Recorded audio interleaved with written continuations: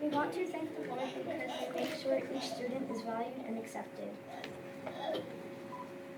We want to thank the board because they make sure we have the tools to be successful. We want to thank the board for making sure we have fun along the way. Our next song is called Right with the World. There is so much to be thankful for in the board. Thank you again to the board for being what is right with the world.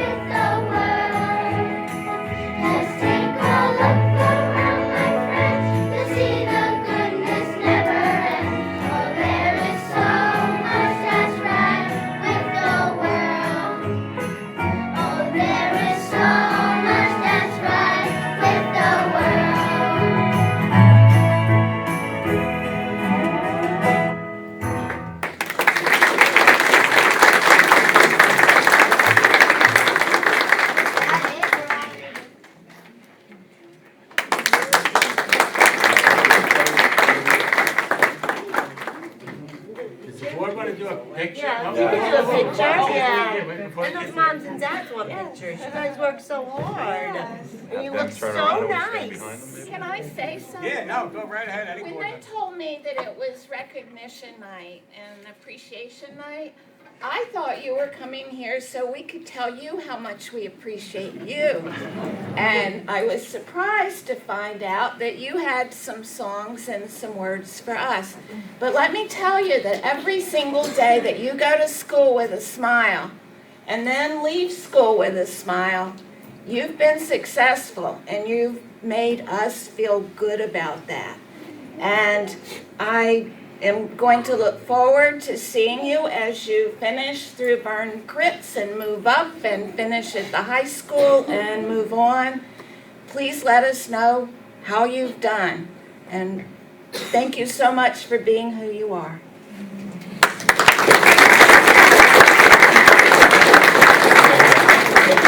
I'd like to get a whole picture with the board. The kids to want them to back up and we're staying here? I don't know.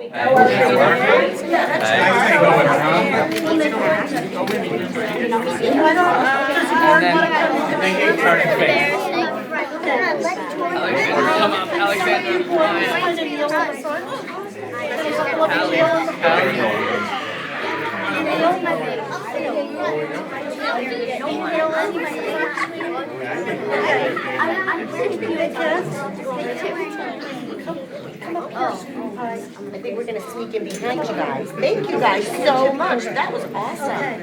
Did you work super hard on that? Yes, I can tell. I waited like for 10 weeks. And you got dressed so nice today. You know, so awesome. Actually, can you come up this way so that we can see you in this picture? There you go. Good things come in small packages. Okay. You guys did an amazing job. We have, Okay, the girl with the wreath in your hands, could you come up here so I can see you? Parents, if anyone wants to take Oh, pictures, right up And you front. three in the back, could you come up here, right here? Come on up. Here, come on up so that we can see you. Your mom's and dad's. Careful with the cord. watch out. Okay.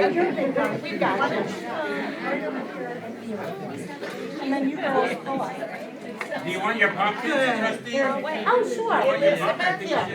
Elizabeth, there's one back here. Show that one. This boy right here. Jack? This one right Just make sure you can get between these two I heads. tell you what, sweetie, could you come right here? Yeah, come on here, give me your hand. There.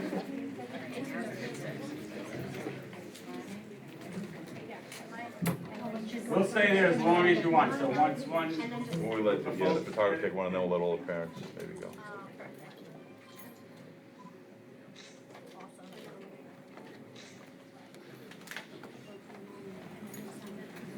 Squish in just a little bit. Squish in just a little bit. Okay, here we go. Boy in the back, I still can't see you. This one's on your toes. There you go. Going to tippy Yeah, toes. tippy toes. There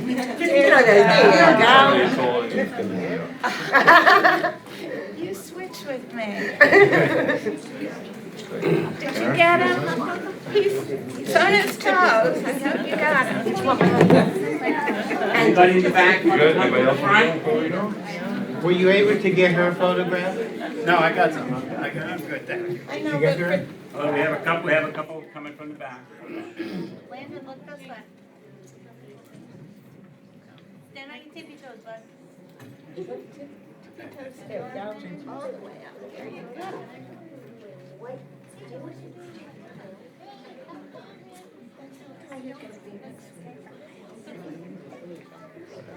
You know, can we just do one thing? This girl right here, sweetie, right here. Come up a little bit. Yeah, give me your hand. Over here. Okay, you stand right here out in front. This little one seems. All right, one more time. 1, 2, 3.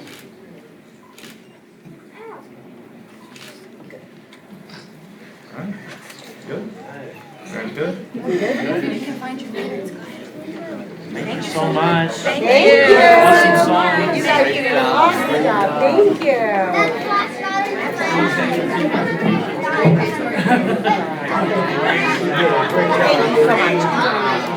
Thank you so much. Really beautiful.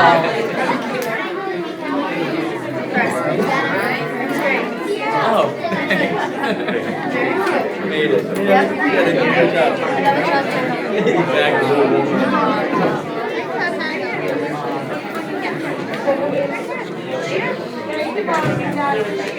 Something I can pick up like tomorrow.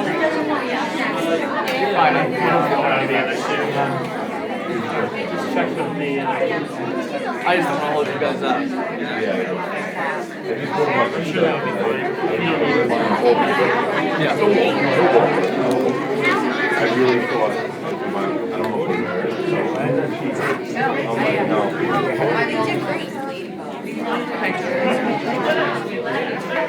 Well, I'm with my father. Yeah.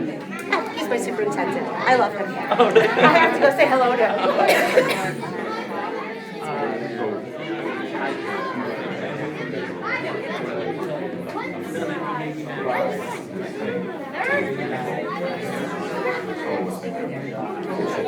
I don't need it.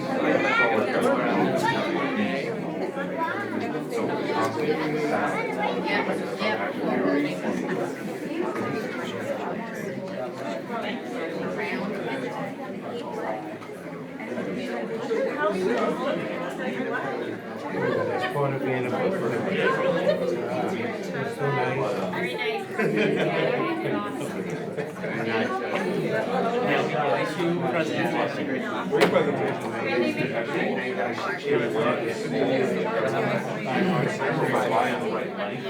I love that. Your dad's my boss.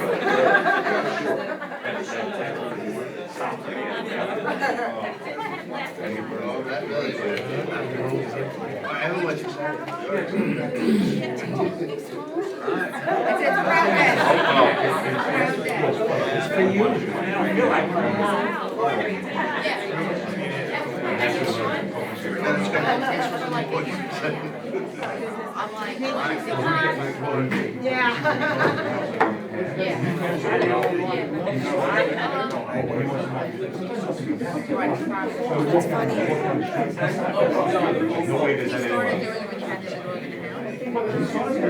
Small world, huh, Sammy? it wasn't the night to turn the air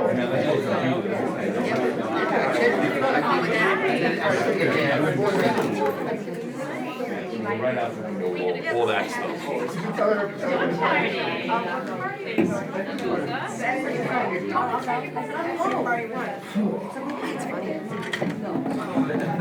What's that?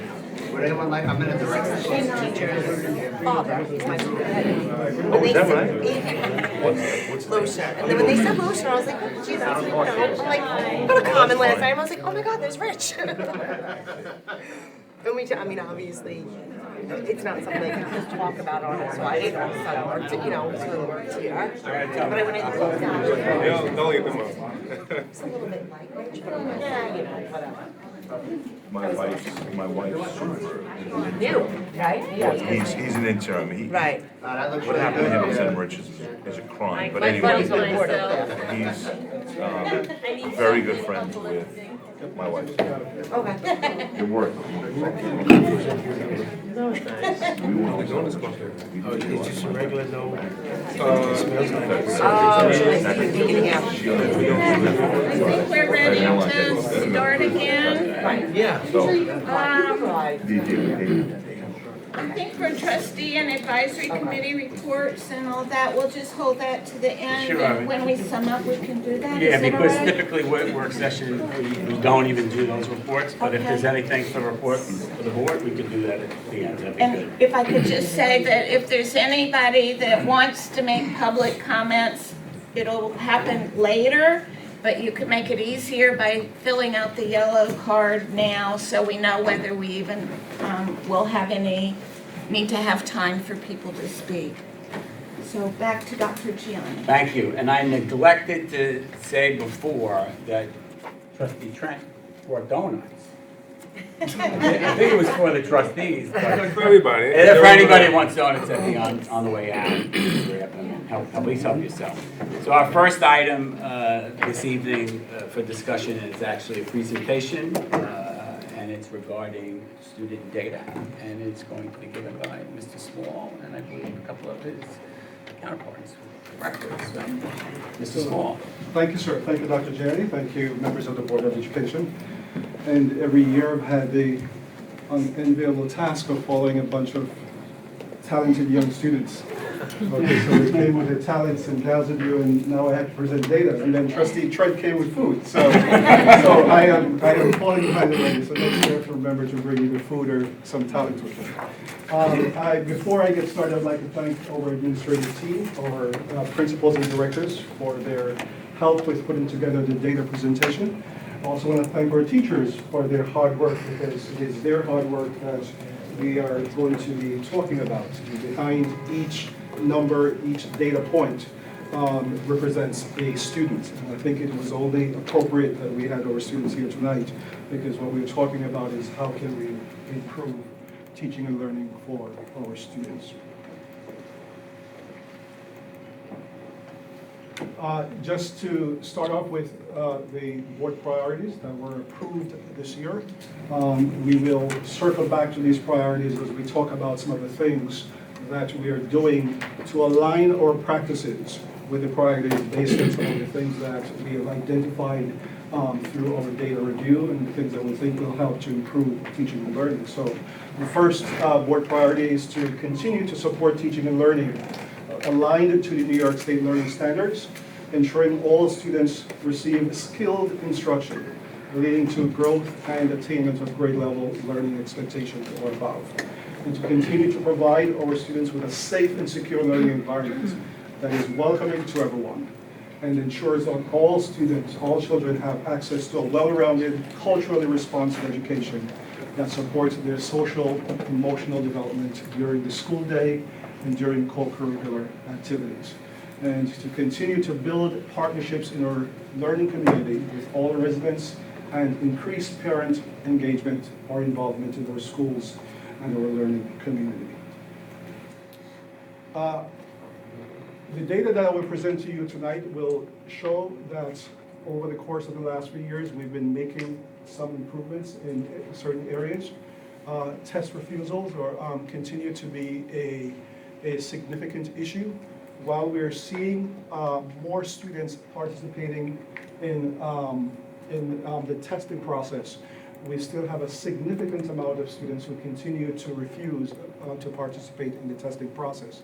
So if you look, you will see that from 2016 to 2019, in 2016 we had over 66% district-wide of our students who did not participate in testing.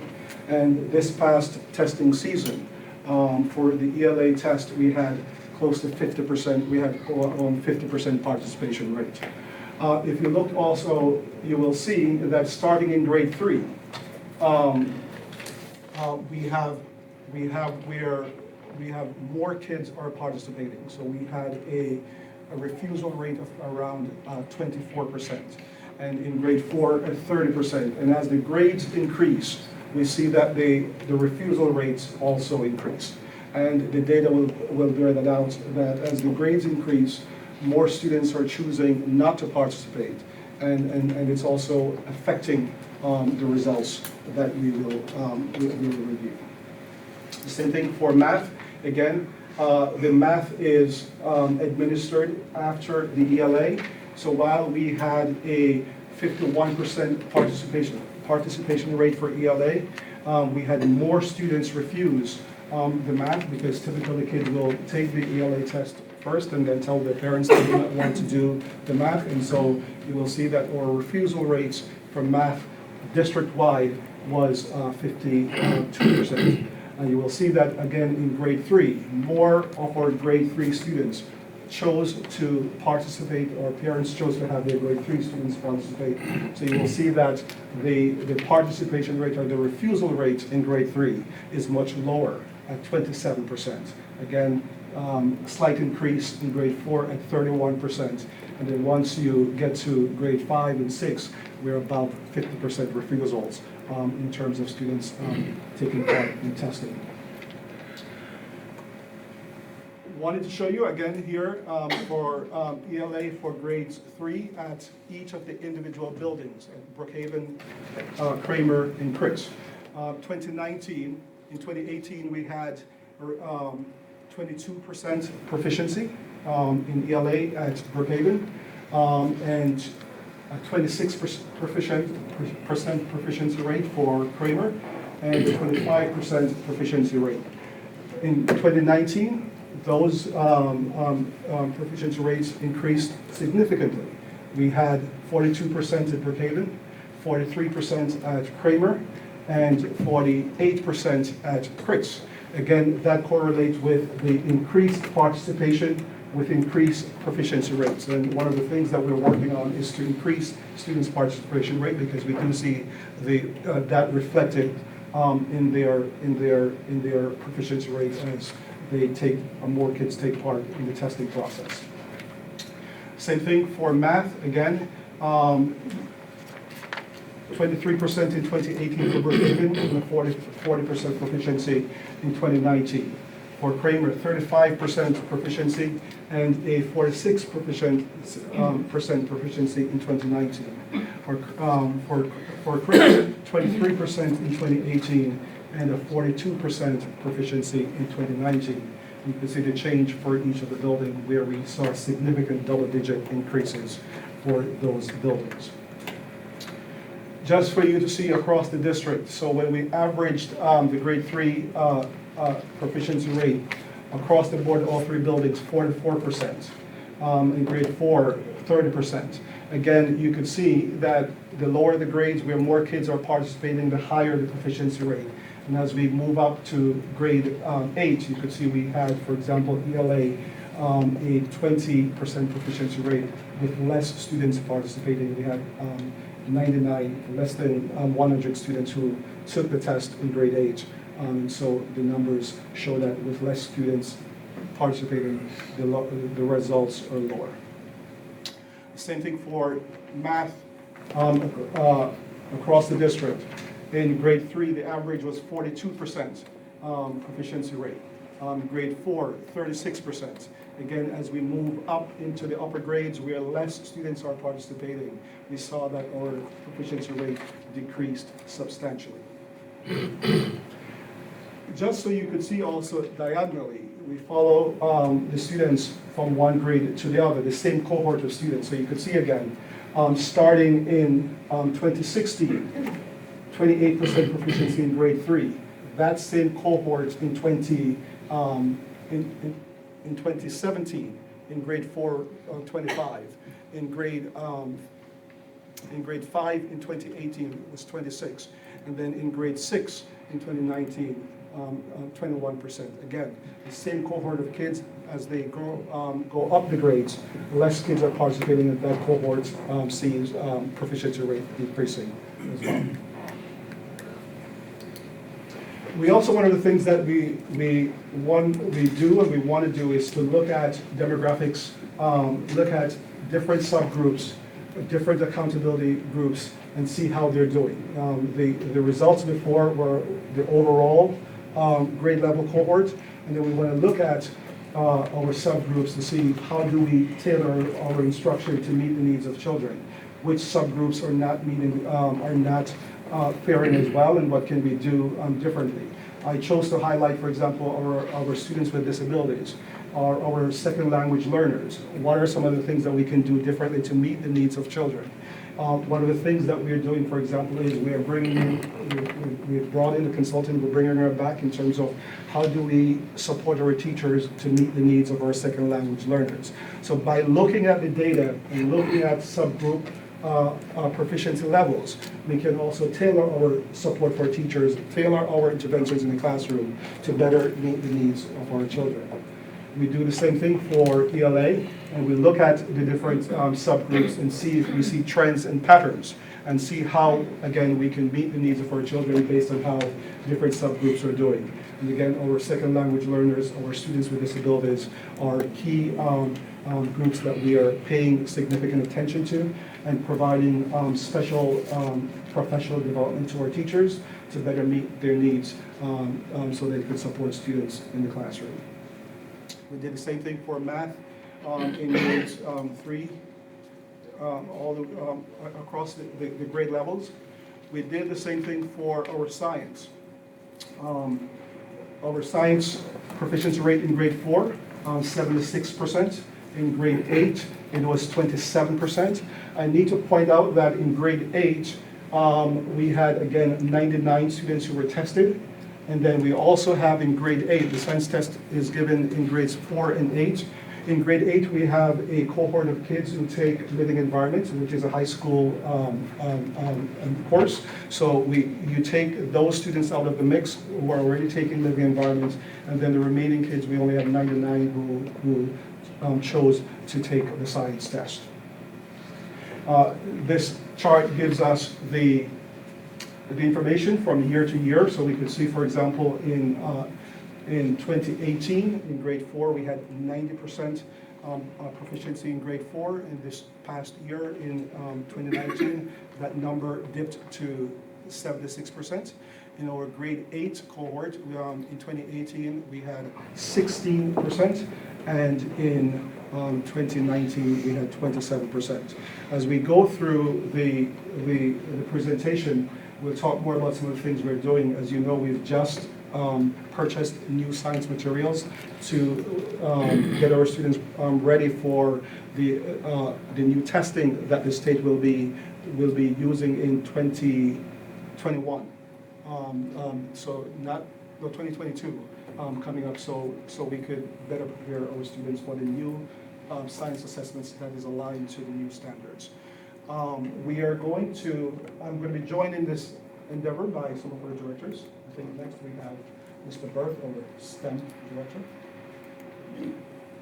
Good evening. I'll be going over some of the math and science proficiency rates in both Regents and AP test scores. In addition to that, I'll talk about a few of the initiatives that we're undertaking for this year. For the math Regents scores, for the June 2019 Algebra 1, we had 65% proficiency. Geometry, 51% proficiency. In Algebra 2, 74% proficiency. And proficiency is the reaching a 65 or above on the Regents test. One of the things that we're working on this year, we have joined with an organization called Metamorphosis Teaching Learning Communities, and Metamorphosis is a group of consultants from New York City. They do some great work with math teachers, and we'll be working with them. They will start that work on November 5th during Superintendent's Conference Day. They'll be working with the entire math department that day. Throughout the year, they'll be making monthly visits, and they'll be working with primarily the Algebra 1 teachers. The work that they do will very much be about looking at instructional practices and that sort of thing in the mathematics classroom, and I'm very excited that we're bringing Metamorphosis in. Another thing that we're doing in math is we're doing a review of the Algebra 1 curriculum so that we're making sure that there is alignment to standards and both horizontal and vertical alignment in the instruction that is happening in the courses as well. For the science Regents proficiency rates, the living environment from June 2019, 66%. For earth science, 61%. For chemistry, 54%. And for physics, 64%. Some of the things that we're doing in science, we have contracted with a consultant named Brian Vorwald, who has worked with our science teachers starting last year even. He did the Superintendent's Conference Day with the science teachers at the beginning of the school year, and he'll be working with groups of teachers throughout the remainder of this school year in living environment, earth science, chemistry, as well as physics, to look specifically at the transition from the old science core curriculum to the new New York State Science Learning Standards. And so that's a big work that's being undertaken in the whole state of New York right now. And so that we're doing that work so that the teachers will be learning how to adjust their lessons and make the transition into those new standards. AP Math, Calculus AB, our proficiency rate is anything that would be a 3, 4, or 5 on the AP test. For Calculus AB, 33%, Calculus BC, 75%, and AP Statistics at 68%. For the science courses, Biology, 61%, Chemistry, 36%, Environmental Science, 54%, and AP Physics at 45%. And now we'll be hearing from Jackie O'Hagan. Hi, good evening. Thank you for this opportunity. We're excited to share some of the humanities data. If you see for our English Language Arts region, our Common Core Regents exam, we had some really nice growth. So we had 80% in ELA. We've been really, our collective vision is for our students to really be lifelong readers and writers. So we've been really working on some really great initiatives with the English Language Arts teachers. Our PD is really centered around a common approach to argument writing, and we've been doing some teacher in-house PD on that. We're also starting to really collaborate with social studies, so we're really excited about that growth in ELA. So our global 10 students last June took the new Regents exam. So if you see to the left, we had 74% proficiency in global.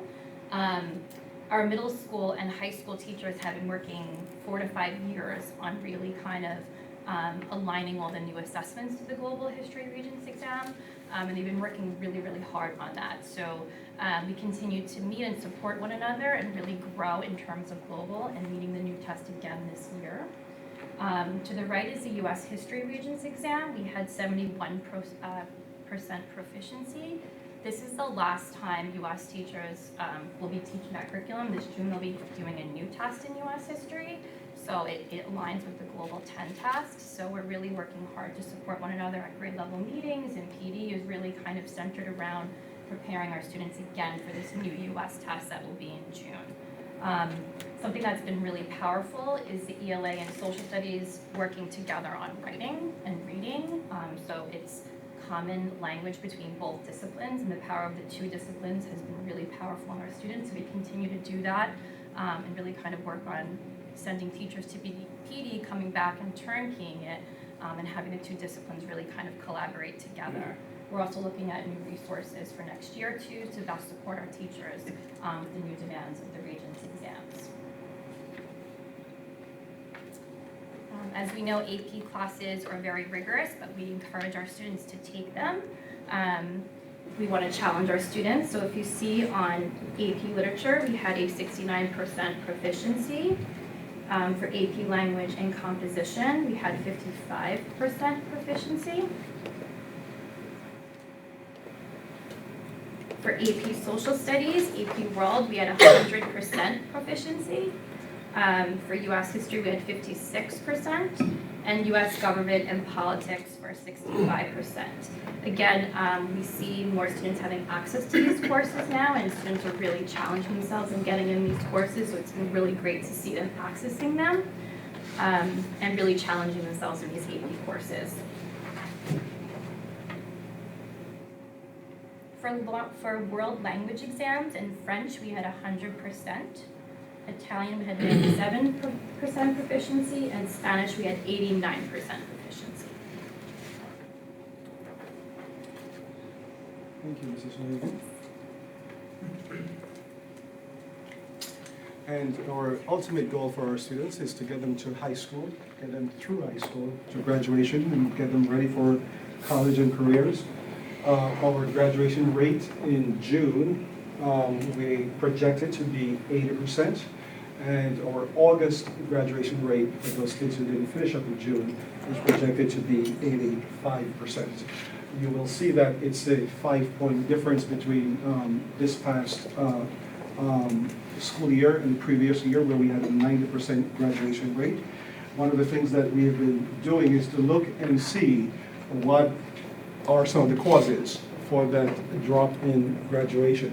And as I said before, when we look at data, we look across the board, we try to look at our different subgroups and demographics to see how are we preparing our students, how are we meeting the needs of our children. You will notice that in 2017-2018 school year, we graduated over 286 students in June and 281 students in August, for an 85 and 90% graduation rate. And then in 2019, we graduated 275 students in June, which is more than what we did in June the previous year, and 293 in August, which is more than we did the previous August, for an 85% graduation rate. One of the things that is not unique to Bellport High School is that we've been having the cohort, first of all, in 2019 is a larger cohort. So we have more students, we graduated more students, but that lowered our graduation rate. So we also saw an increase in our second language student population. And we also saw that we are graduating some students in those subgroups at a lower rate. So look, for example, you will see for our African American students, the previous year we had 82% graduation rate. Last year we had 6 to 9%. For our Hispanic students, we had 78% the previous year. For the year just ended, we had 73%. For our students with disabilities, the previous year in 2018, we graduated 79%. This past school year, we did 55%. And so one of the things, again, we're looking at how are we meeting the unique needs of our children? And by delving into data, by looking overall and also looking at subgroups and disaggregating the data, we could better tailor our instruction and tailor our supportive strategies to meet the unique needs of our children. For our second language learners, we're bringing in a consultant who is working again with our teachers about how to meet the needs of second language learners. How do we tailor our instruction to meet their needs? We are also tailoring and providing support to our special education teachers and our support staff about how to meet the unique needs of our children. And we're providing students with more opportunities to engage in work-based learning. Not every child will be able to sit down and take a test, so we're giving them more opportunities to take work-based learning courses to help them to get them to the point of graduation. To look at the board priorities and some of the actions that we're taking that are aligned with the priorities of the board. So the first board priority, to continue to support teaching and learning aligned to the New York State learning standards. We are providing professional development starting in our pre-K center to our pre-K teachers that are aligned to the pre-K standards. And we we have bought them a new curriculum resources. We did that last year, and we've been providing our teachers with professional development, starting at Superintendent's Conference Day and continuing throughout the course of the year so that we could build their capacity to support our children. Same thing with screening. Our young students are coming in, they're new to us. We need to have an idea of what they know and what they don't know so we can better support them. So we purchased Brigance, which is a screener that we give to our students twice a year so that we can know what skills they came in with and we can know what skills they're leaving us with. So that as they move into kindergarten, we have academic data to pass on to our kindergarten teachers to use that data to guide instruction to support our students. And those children are being authentically assessed throughout the course of the school year with the new resources that our teachers were providing last year. Math in Focus implementation, we have moved Math in Focus implementation up to grade 8. Previously it was K through 5. Last year it was moved up to grade 6. And this year we've made the decision to provide, to move it up to grade 8. Because again, we want to provide our students with consistency. We want to make sure that there's coherence and consistency in the curriculum. That as our students are moving up to each grade, the strategies and the resources that they're using are similar, that the kids, we're tailoring our instruction around the needs of our kids. So we're trying to make sure that the same strategies and resources that our students have in the elementary grades and that has built that foundation will support them in the middle school. And we're providing our teachers with professional development to support their implementation of the new resources. And that started prior to the school year ended and over the summer and at Superintendent's Conference Day. And it's been built into their days throughout the course of the school year where we have the consultants who are coming in to work with their teachers to better support them in using those resources. Teachers College Reading and Writing Project. We've been using that curriculum resources in K through 5 for many years. This past year, we've engaged in a partnership with Teachers College, where they've been now coming in to provide in-house PD to our teachers and our building leaders. And so that has been moved up to grade 7. It was in K through 6, and now it's moved up to grade 7, and we continue to provide our teachers with professional development to better build their capacity to use those resources. This school year, we purchased Amplify Science for grades 3 through 8. And again, PD, every resource that we buy, we support it with professional development, continuous professional development. And so our our grades 3 through 8 science program is now amplified. In grades K, 1, and 2, we have teachers in each of the buildings who were on the committee that piloted the science resources last year and were part of the selection process. So those teachers in K1 and 2 who were part of the committee, they're using Amplify this year. They're getting the PD support this year, and they will be ambassadors in support for their colleagues next year when we implement Amplify in grades K through 2. So we have teachers who are practicing to use the resources, who are benefiting from the professional development, and they themselves now will become a source of support and like experts in the buildings, so that when their colleagues start in K next year, they can provide support to their colleagues.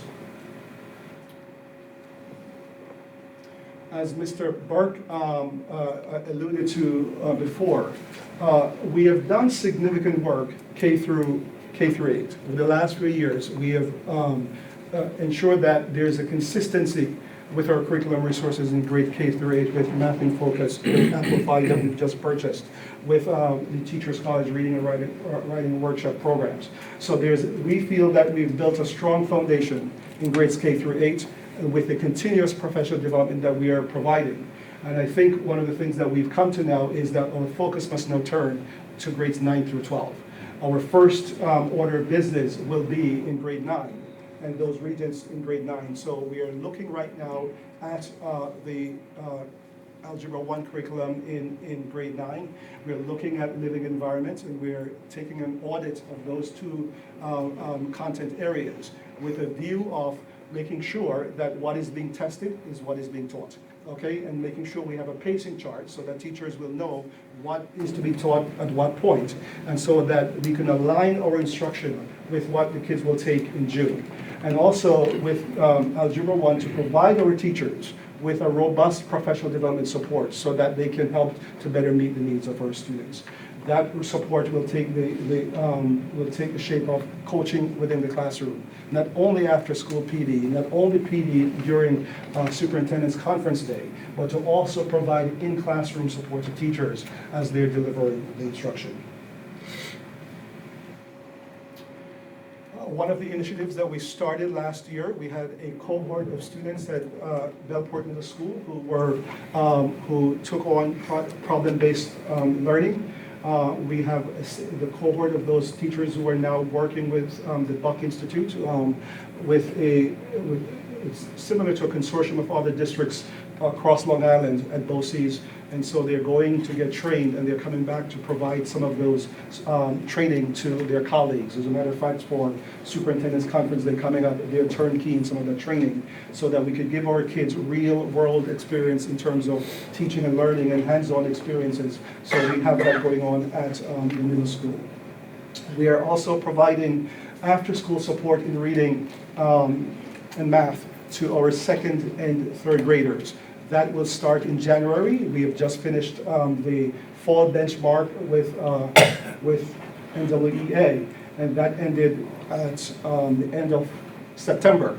And based on that data, we have now looked at kids who didn't do as well, or kids who have been identified, and to provide them with additional after-school support twice a week. So letters will be going home to parents this week, and we're making transportation arrangements to provide those students with after-school support from January through June. The same thing with our English language learners at Frank P. Long, grades 4 and 5. Again, by looking at our data, by looking at subgroups and seeing how we could better support them, we're providing our English language learners at Frank P. Long with after-school support, and that will also start in short order as well. All our teachers are required to do 8 hours of professional development, or probationary teachers, or our tenure teachers 8 hours, and our probationary teachers 18 hours, which is built in. And so our PD program is ongoing and based on the needs of our students and the needs of our teachers. This year we have purchased Chromebooks for grades K through 2. The computers in K-2 classrooms were removed a few years ago, and now this year we've replaced them with Chromebooks, and so our teachers have been provided with that resources. In addition to that, we have a BOCES consultant that we've contracted with that comes to provide PD to teachers who've just been given the Chromebooks. So she pushes into their classroom to assist them in integrating technology into their lessons.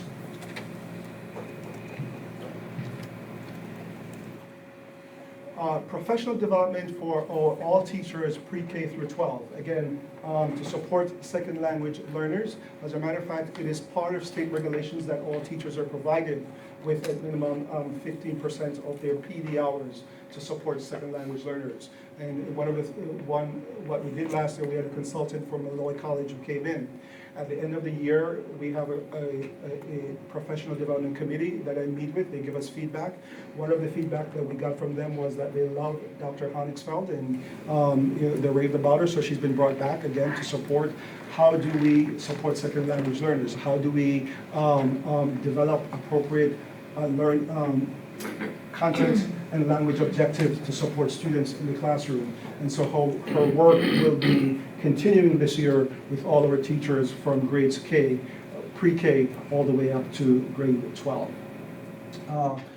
Foundational 5, we are providing our 2 buildings who were identified by the state as CSI buildings, and Bellport Middle School and Brookhaven Elementary Schools, with a PD tailored to higher order complex questioning. And so the company that did our survey, we've been working with them, and they're coming back to work with their buildings and providing support to our teachers about how do we challenge our teachers to give our students higher order questioning, give our students opportunity to engage in student-to-student discourse. And so those 2 buildings, we've been working on that this year as part of their professional development after school. We also have a train the trainer, because we are trying to build capacity. We do realize that we can't have consultants all the time. So what we're trying to do is to build capacity within our buildings so that when the trainers are not here, those teachers can support what goes on in the building because they themselves have been trained. For our district leadership, principals, directors, central office administrators, we believe that if we are going to be instructional leaders, we have to be learners as well. And so we have all been engaging in this learning process. And to make sure that we are having a common understanding of some of the things that we should be seeing, we are also doing leverage leadership for our district administrators. And so each, our after-school PD for our administrators, starting at Superintendent's Conference Day and continuing throughout the course of the year, we are being provided with professional development about certain things that will help to build common understanding and common expectations about what we should be looking for and what we should be seeing in classrooms so that we are looking through the same lens when we walk into classrooms. We are also doing district walkthroughs. Today we had walkthroughs cross-district with different administrators at the high school and the middle school. And what we do is we all go in, we have the same walkthrough protocol that we're looking at. We look at what's going on and we go back and we debrief about what we saw, what supports can we provide to teachers. And so we're going to be doing that process throughout the course of the school year. Because we believe that if our teachers are learning, our students are learning, our leaders should be learning as well. And so we are doing that together as a team. And that will be continuing throughout the course of the year. For board priority, number 2, to continue to provide a safe and secure learning environment that is welcoming to everyone and ensures that all students have access to a well-rounded and culturally responsive education.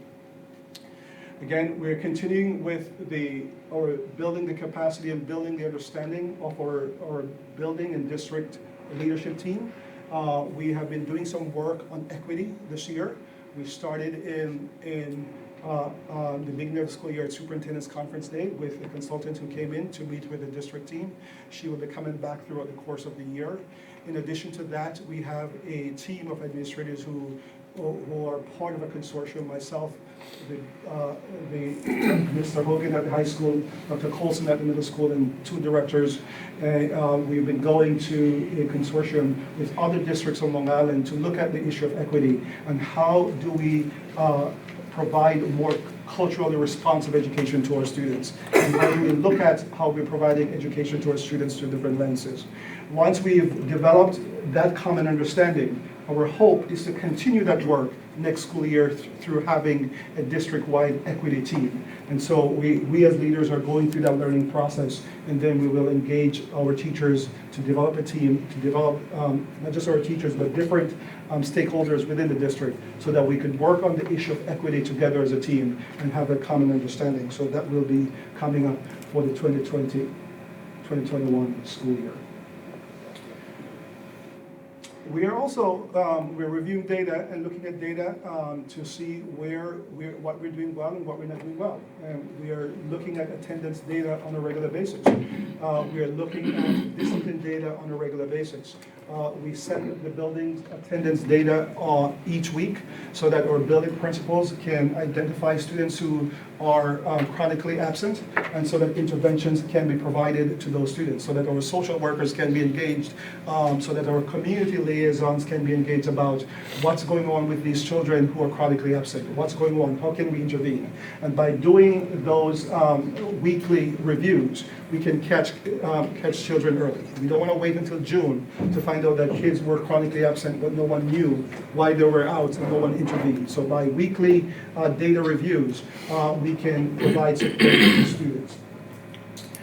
We are also providing professional development to our teachers around social and emotional learning, because again, we want to make sure that we are not only attending to the academic needs of our students, but we are attending to the social and emotional needs of our students as well. Last year, the high school sent a team to be trained on restorative justice practices. Again, we are trying to not being overly punitive, but to look at different ways of how do we correct student behavior, support students without exclusionary practices or with lessening exclusionary practices. So the high school sent a team last year. They will be sending another team again this year, and the middle school will be doing the same. Again, it's to build capacity so that as our kids are going through challenges, our school leaders and our teachers are more equipped to meet their needs and to keep them in the classroom where instruction takes place so that we can see those results as we go forward. This year we have a guidance counselor in grades K through 5. For the first time we have an elementary guidance counselor. And one of the things that she will be doing is to do push-in support in classroom. We have a program, Second Step, to support students in the classroom, so she will be doing push-in support in the classroom with our students. At the middle school last year, we started with supporting our grade 6 students. We had discussions with Dr. Colson and our director of guidance last year. We felt that it was not prudent to have our 5th graders move up to the high school in this big environment where when they were in the elementary school, they were with one teacher. Everybody knew them in the building, and then they go to the middle school where they have multiple teachers. It's a bigger environment. How do we support them? And so we developed a series of push-in support that was delivered by our social workers and guidance counselors. That is continuing this year to provide those support to our students and hopefully to reduce the issues of behavioral infractions and to also reduce suspension rates and so forth in the middle school. And we believe that has been successful with our 6th graders. So we will be continuing that this year. Our third priority about continuing to build partnerships in our learning community with all residents and to increase parent engagement in our schools and our learning community. K through 5 buildings have been having family math and literacy nights. We did that last year. We have that on the docket again for this year.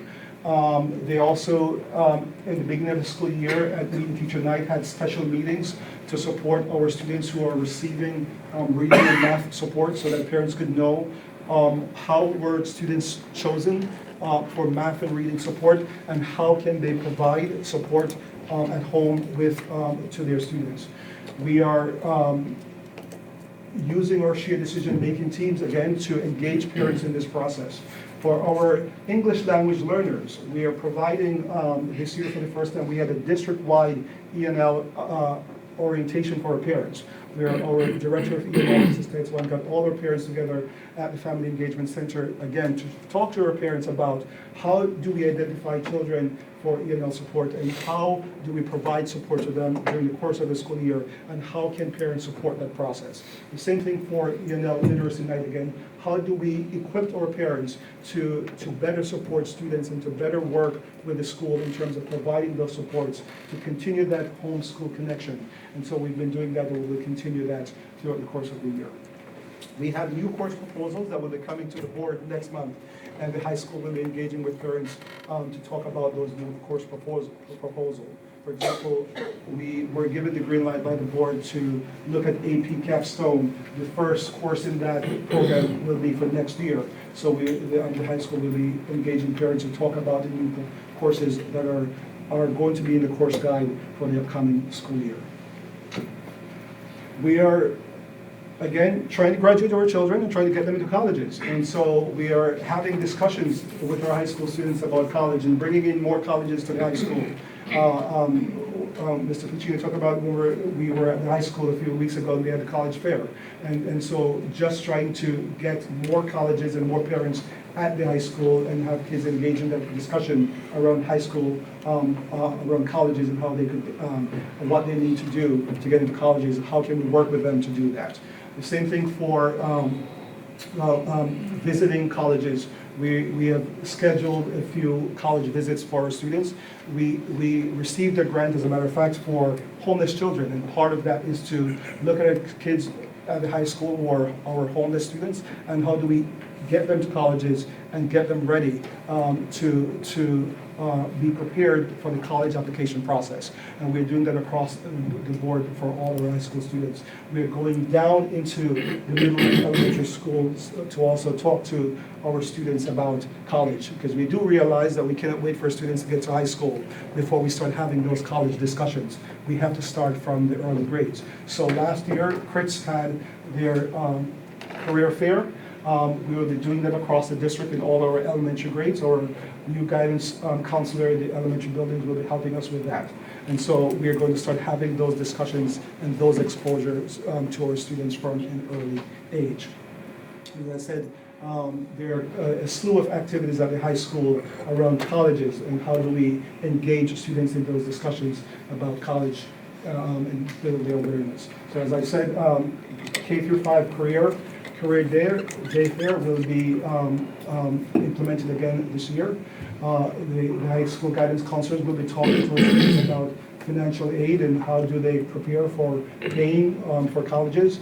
We'll be going down to the junior planning conferences with our students and their parents as well.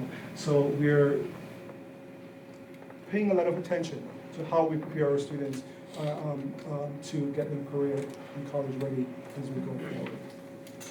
Okay. A lot of pushing programs, the mini college day fairs, as I said, and trips that we will be doing this year, and talking to our students and pushing into the classrooms about using Navians, so the kids could also be independent in using those as well. Okay, thank you. I think any questions? Yes, sir. So I got a couple quick things. First, you mentioned the college career fair, and I'll just say having a junior, nothing lit a fire under him more than that on college. I mean, he's, a little bit lackadaisical in his planning on what's happening after the next 2 years, but he came home pretty charged up and pretty excited about what was available to him to learn, and he's starting to think about what he really wants to do now, where he was a little slow in that. So that was a great experience for my son. But I want to go back to some of the earlier slides, and when you look at the results, and I'm trying to think of where it was, and I can just make a general comment if I don't find it, but if you look at math in the elementary schools versus ELA, and one of the things I've noticed as a parent, and I just had twins move from 3rd grade to 4th grade, and my wife and I have discussed it in great deal over the last couple of years, and there is a feeling that ELA dominates the day in K through 3, and math is much less, focused on, has been our experience. I don't even want to say it's an opinion, looking at the quality of work, looking at the amount of work, and seeing where my kids are in performance in ELA versus math, because right now, both of my kids are struggling with math in 4th grade, and it seems to be night and day compared to the comparison of the rigor and the amount of work and everything else. And I guess the question I have is, and I think I know the answer anyway, is are we not spending enough time on math K through 3 to set them up for success? And we talked early on in Dr. Gianni's tenure about building the building transition, and I'm feeling that in my own home right now. So it's a concern for me. One of the things that we've asked, and I can double check that, is for an hour to be dedicated to math each day. 60 minutes of math instruction. I think what you will see, for example, the ELA program, Reading and Writing Workshop, has been in the district for a longer period of time. Even though we just started the PD component with Teachers College last year, the teachers are more comfortable with that program, right? And so I think they're more comfortable with literacy instruction. With math, because it's a new program. This is the 3rd year of the program, so the first year teachers get to know the program. And that comes with some hiccups, right? And I do believe, because the way math is being taught through the Math in Focus program is a new way. And our teachers have to unlearn the way they learn math to now teach a new program. And we do recognize that is going to be a part of it.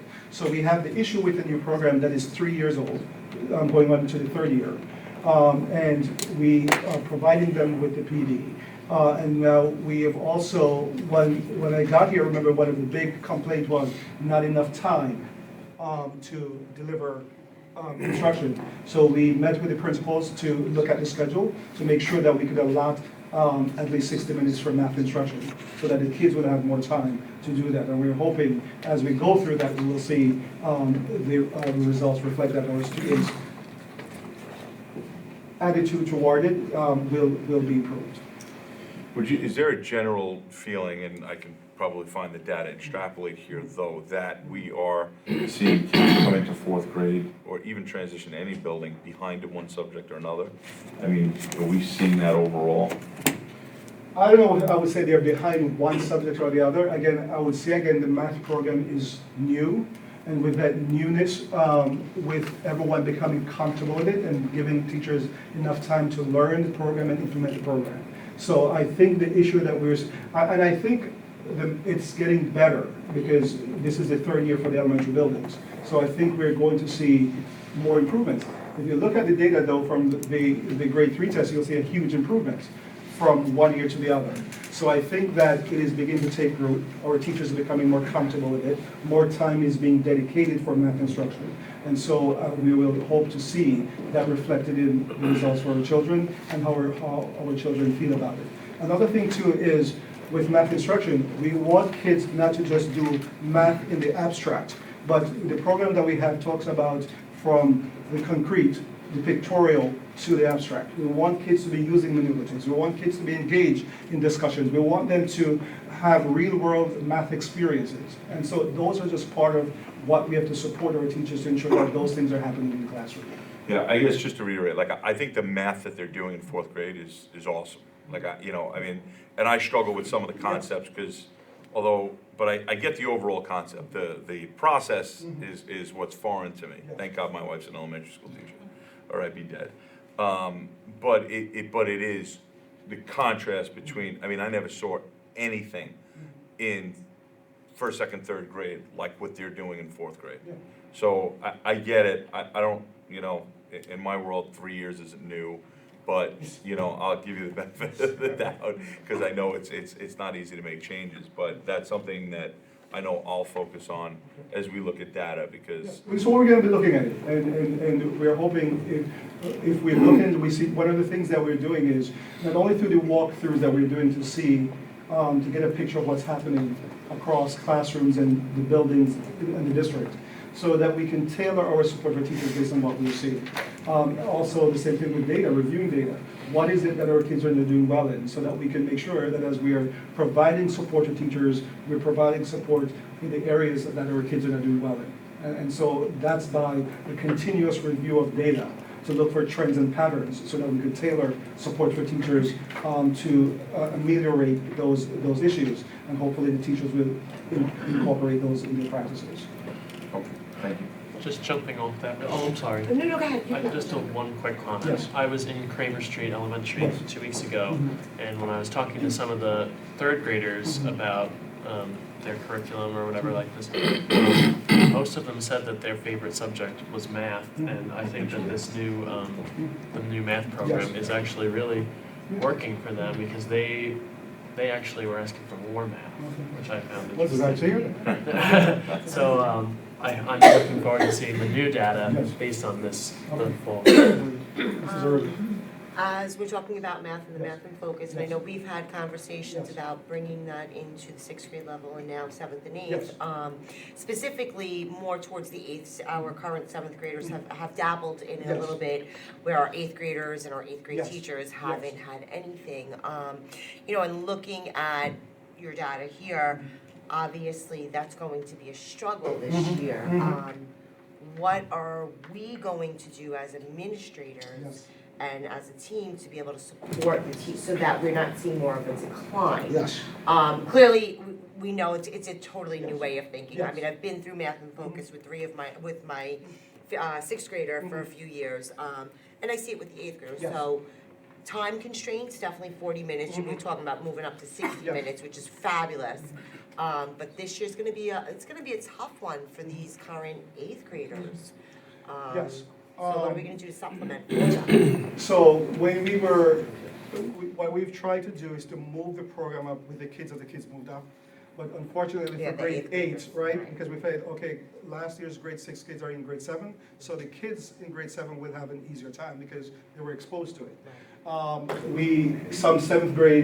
of the 7th grade math teachers teach 8th grade as well. So we felt that to just do 7th and 8th grade together instead of separating them.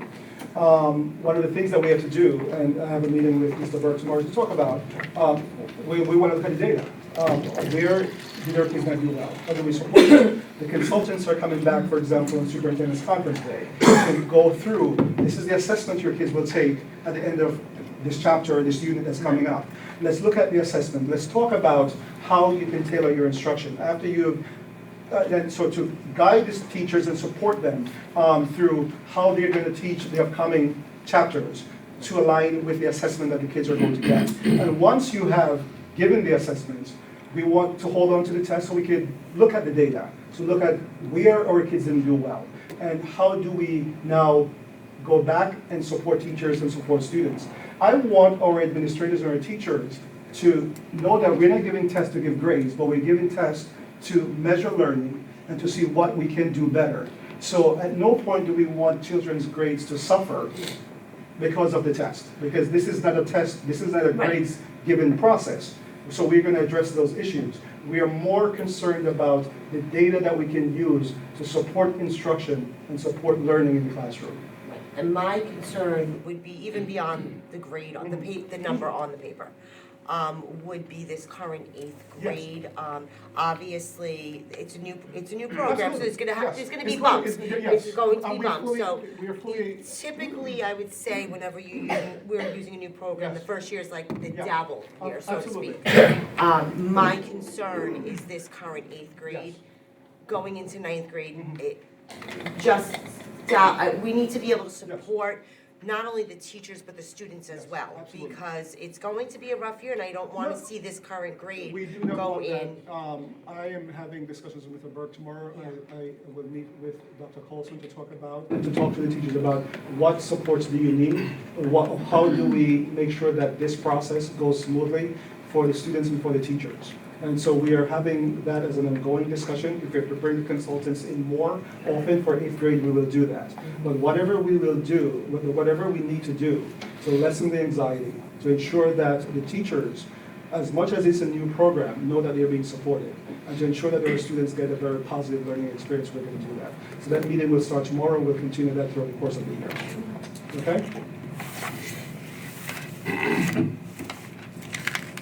Yes, ma'am. A question about some AP exams, and just for clarification, the AP World History, is that still taught over the course of 2 years? It's AP World Modern now, so they're being assessed on the 10th grade curriculum, but we're still doing it for the AP World in 9th grade. Okay, because, when we talk about reading data, you see how having that pre-class leads to such phenomenal success. And then we look at our AP US History and our AP US History, Government and Politics.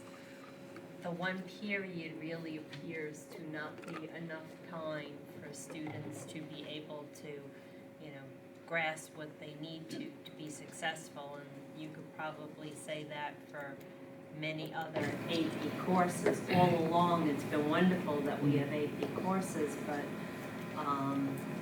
I've had, in recent years, high school students, and they're very stressed about the amount of information and really just not enough time. And I'm hoping that at some point we take a look at changing the way we teach this and the amount of time we give to these courses, because you have students willing to put in the work, but AP courses in 40 minutes, it's not working. Well, The I data think- shows that. As I said, I think we've done a lot of work K-8, and the major undertaking that we had to do now is the high school, right? The data is telling us the same message year after year after year. And so we have to start looking, and we're going to start in grade 9 and start looking at what is being taught, how it's being taught, what resources we need to provide our teachers, whether it's physical resources, professional development, how do we do that? So we're going to start having those discussions because we have to start to change what we're getting. And so we're beginning to engage in that discussion right now.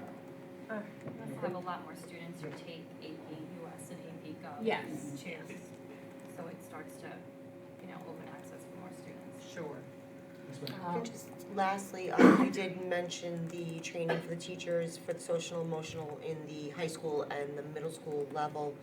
Are we looking to spiral that down to our elementary level as well, so that Yes, we're doing the social emotional PD that's coming up is for elementary school teachers. And what I mentioned was at the high school we're doing restorative justice practices at both in middle and high school. And our K through 5 teachers have PD coming up, as a matter of fact, on Superintendent's Conference Day around social emotional learning. And that would be ongoing.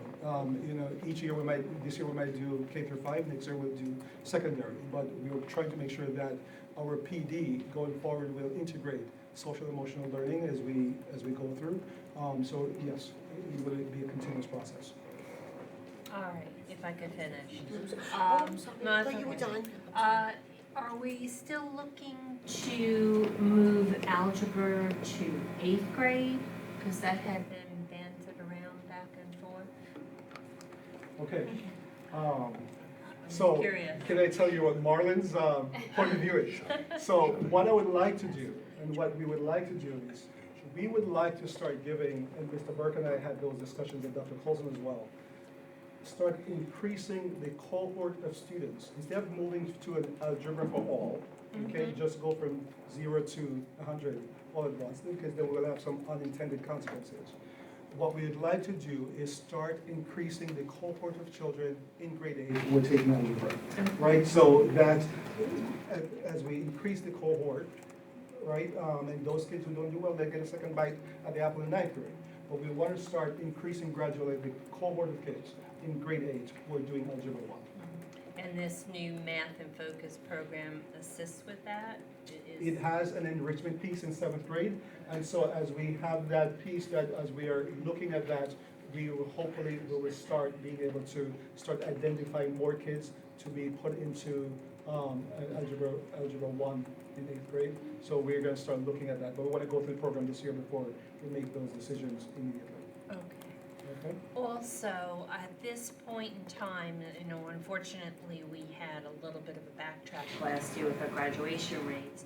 Do we have a projection at this point in time for this June?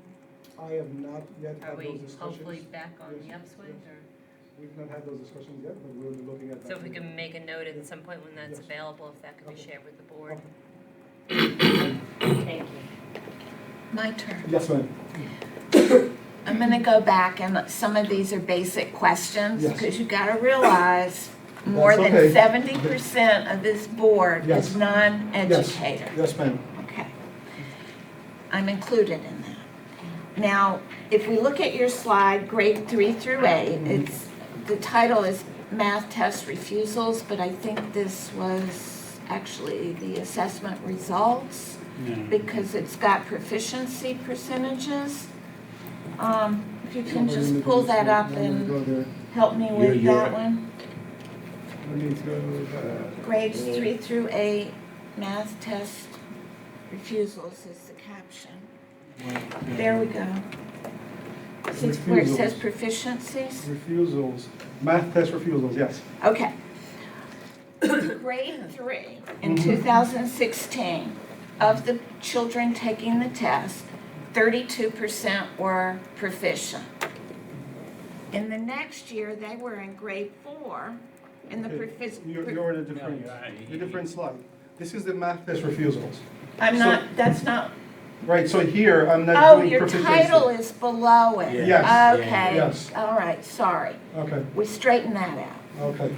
Go to the next slide, which is the ELA assessment results. It shows the proficiency. Yes, is this one? No, Grade 3. it's down several, Yeah, that right one. here. Yes. Okay. Grade 3 in Yes. 2016, 32%. 32%. Yes. The grade 3s in 2016 became grade Grade 4 4. in 17. Yes. It went down to 20, 21%. yes. And the following year, the proficiency went down to 13%. Yes. What explains that? Very good. I'm sorry? Very good question. So here is what I will say to you now. So look.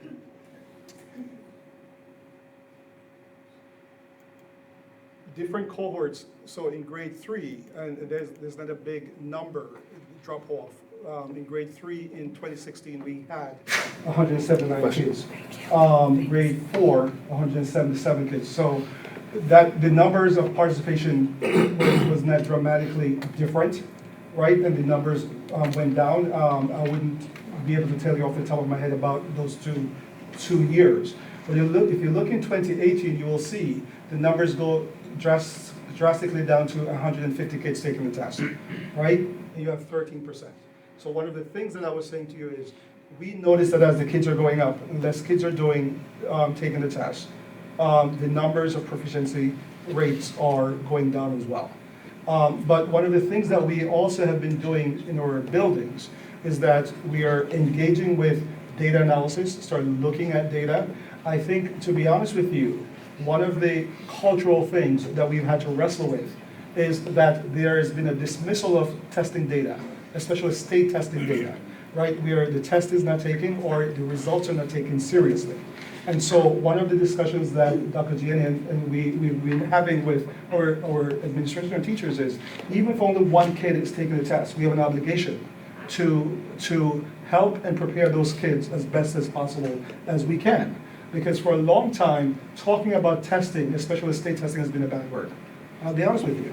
And so we are beginning now to have those discussions, to say that it is our responsibility, regardless of whether or not parents choose to assess their children, to have their kids participate in the process, to look at the data when we get it, to disaggregate it, to analyze it, and to say, how do we use it to guide what we're doing in our classrooms? One of the things that we are also beginning to do is we do a mid-year. We just started doing that process where we do a mid-year. Again, we look at it. It's not just for test taking for the state, but so we can measure what our kids know. And so we could change course mid-year if we need to change course. So we are beginning to spend more time and have more discussions at the building level about data and how do we use data to guide instruction. And so I could only speak to it from that perspective. Okay, let me back up a minute and tell you what my concern is. Yes. When I see proficiencies, regardless of the pool of Yeah, children regardless of what, yes. down Yes. and those low percentages, you know, having less than a third, for example, proficient in ELA in grade 3 years ago, and then knowing that that's only a percent of the children that could have taken it,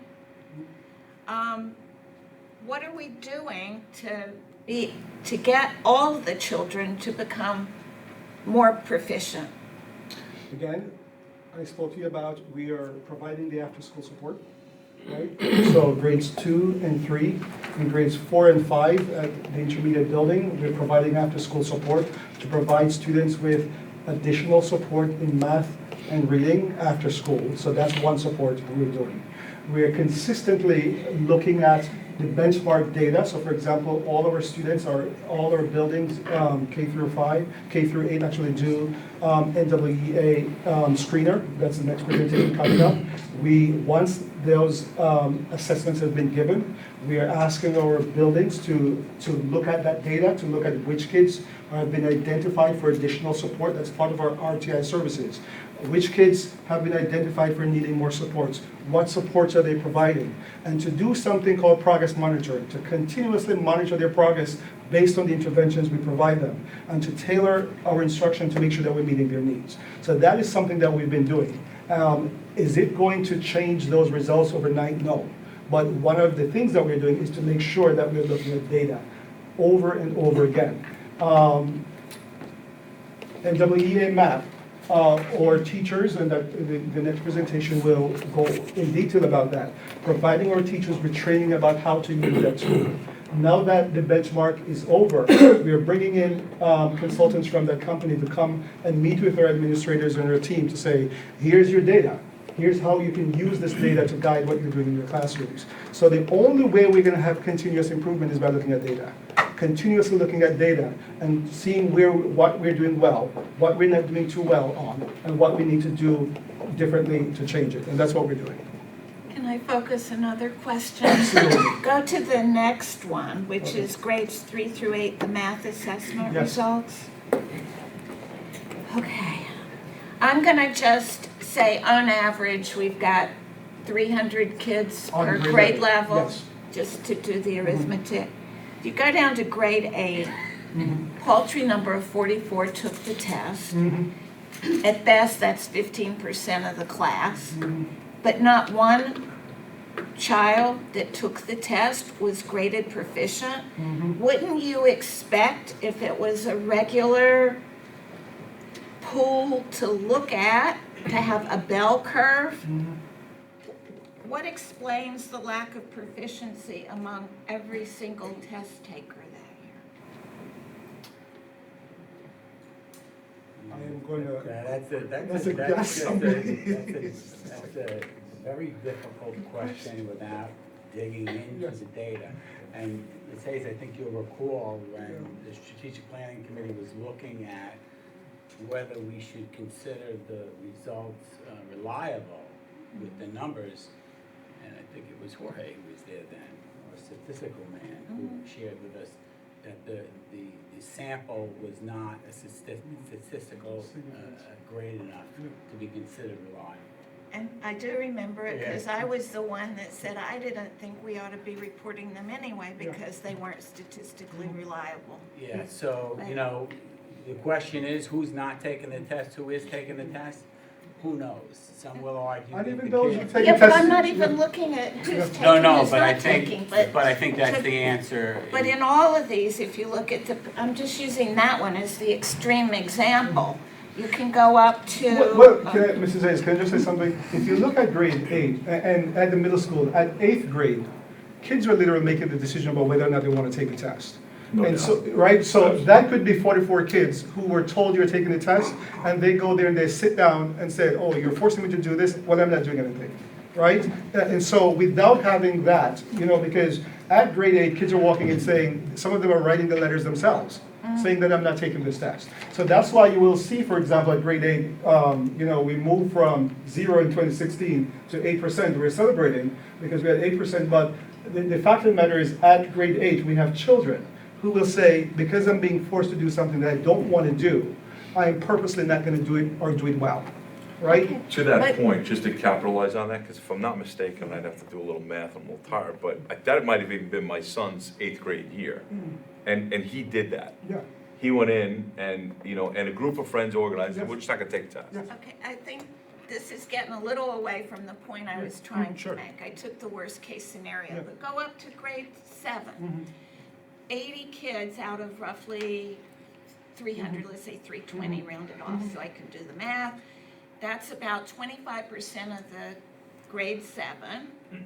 And of that 25% of grade 7, only 28% of that were proficient.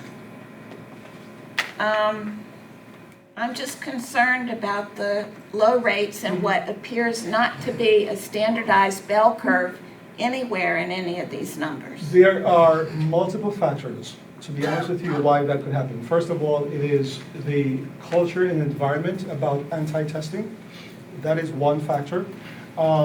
We are trying to address an issue of the resources that we provide teachers to ensure that the teachers have resources that are we feel are rigorous enough, like Mrs. Pacino talked about the different type of way math is being taught. So that is another factor in terms of the resources. The support we provide to teachers, the professional development we are providing, data analysis, looking at the results after the test has been given to identify what we didn't do well on and what we did well on. So it's multiple factors that will impact what contribute to those results. What I could just say to you is we are now in the process of engaging in rigorous data analysis on a consistent basis, professional development to support teachers on a consistent basis, walkthroughs with administrators. That's one of the reasons why we do those things, so that we are all on the same page in terms of what should we be seeing when we walk into classrooms, and how do we use that anecdotal data to support teachers in the classroom. So the walking. And in addition to that is a consistent curriculum that is aligned to the learning standards. I can't tell you in 2016 that was there. Okay. All right. And the professional development to follow. Okay. And I think that's why you see good results moving from 218 to 219. And I'm glad to hear about the walking in and professional development and all of that. And glad to hear about some of the after-school programs that you're going to be implementing. And I heard you say you're arranging transportation so the children can. Okay. In your presentation, if I compare what you said in the presentation about those after-school programs, and we go to the ELA results by demographics, and the percent of students at levels 3 and 4.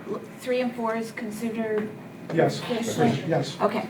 So you've highlighted the ENL students and students with disabilities.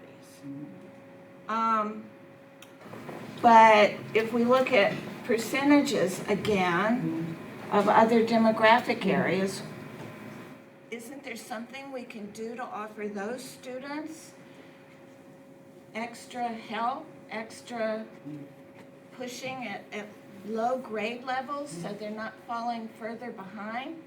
You know, the percentage-wise in terms of them, their proficiency as shown on these tests is quite low.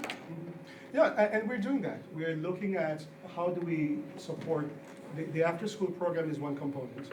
Our RTI plan, we're after each benchmarking season, in the fall, the spring, in the winter and spring, we look at the kids, we reshuffle the deck and see which kids get support. The teachers are looking at in the areas where kids didn't do well and providing them support with that, but that's a continuous thing. So we're constantly looking at how are we supporting students, what progress are they making, and what do we need to do differently. Concurrently, that's why we are developing a common belief system, the capacity and the understanding of our leaders, so that when we are walking into the classrooms, we're all looking through the same lens. So it's not doing this and not doing that. We have to do everything together. And so as we're doing all the things we're doing, we might see it immediately, but we'll see it over the long run. So we believe that we are on the course heading in the right direction in terms of the multifaceted approach that we're using, that in the long run we will see improvements. And we want more kids to take the test so we can have more valid data to look at, right? Because the numbers are so low that it's sometimes easily dismissed because so many kids are not participating in it. So, but when more kids take the test and we have more data to look at it and it's more reliable, then we can start having discussions about what is it that we're doing well and what we're going to do well and what we can do better. And you're going to hear more about the response to intervention and the benchmarking that Mr. Small is talking about in the next presentation on how the data is used to inform instruction.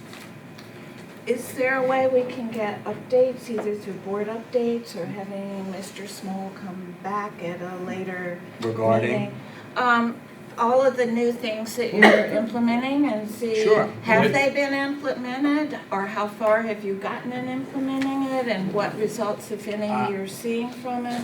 Sure, but remember, these results are end-of-year exams. Yes. Right? The only data we have is that what we'd be collecting with the MAP assessments and the quarterly exams that are occurring. So, I mean, we can certainly report back on how we're doing in terms of the implementation of some of the strategies he's saying we're going to do and we are going to do. But just getting a report about the specific strategies and like how many classrooms did you Is it? walk in over the last? I could share. 16. Today we did a whole heap of classrooms today. A whole heap, Yes. okay, that's a good number. Statistically significant. Yes.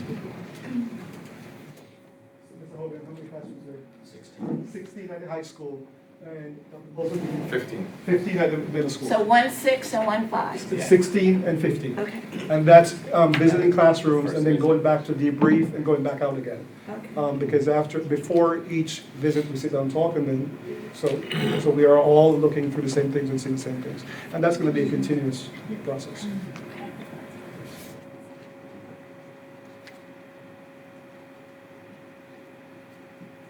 All my questions will come afterwards, that's Okay. what happens. Okay. You've fed us a lot of information, No, absolutely. and it will take a long time to filter it. Yes. And Okay. Any yes, other trustees? Or move on? anybody else want to go on this topic before going to the next presentation? Thank you, Mr. Small, and thank you. Another presenter, Mrs. Brennan. Thank you. Our next presentation. That was a perfect segue to my presentation, so thank you for the questions. Ms. Brennan is going to the. Hopefully, in this presentation, we'll be able to answer some of the questions. So thank you, Dr. Gianni, thank you, Mr. Small, thank you to my fellow administrators, and thank you to the Board of Education for this opportunity tonight. One of the first presentation you got to look at was mostly New York State data. You looked at the state assessments 3 through 8. You looked at the 4 and 8 science assessment. And I apologize, I have recovering from laryngitis, so if my voice sounds like Marge Simpson, I'm sorry if it irritates. But you looked at the Regents exams, advanced placement exams, and the world language exams. We also shared with you how we interact with the Board of Ed priorities, and how we use those to guide how we take the data and move it into action with various types of professional development in order to improve curriculum instruction in the district. And that's at a K through 12 level. It goes beyond just the test grades that you looked at. In this presentation, I'll be sharing with you other tools that we use to support teaching and learning to move towards student growth. I'll start with the NWEA MAP reports. That's the Northwest Education Association Measures of Academic Progress. And then we'll look at how we utilize response to intervention as a data-based problem-solving process. The first thing I'd like to do is just take a little history, share a little history of you about NWA with South Country School District. In in 2011-12 school year, there was a committee formed of administrators and teachers, and they were reviewing different assessment measures. They selected NWEA at a May of 2012 meeting as the measure that they would use to measure student growth. It was later approved at the Board of Education meeting on October 17th of 2012. And the board approved the purchase of NWA at that year. It was used for the annual professional performance review at that time. There were the 2013-14 school year is when the assessments actually started in the district, and at that point it was K through 8 in reading and math. The following year, they only did the MAP assessments, the NWA MAP assessments 3 through 8, and they were using DIBELS as well at that point. Moving towards the 2015-16 school year, MAP was moved, was 3 times a year for grades 3 through 8, and then 2016-17, it was expanded back to K through 8 in an effort to reduce the amount of testing that students had, and we removed DIBELS at that point, and it became our universal screener. The next question I'd like to help answer is, what is NWEA or MAP? It's an adaptive assessment for learning readiness. What that does is it looks at where the student currently is and it adapts to where they are. I'll show you some slides shortly that show you exactly how it calibrates the student's test taking. So that we can really zoom in and find out where is the student performing and what is then the pathway that we need to help them learn.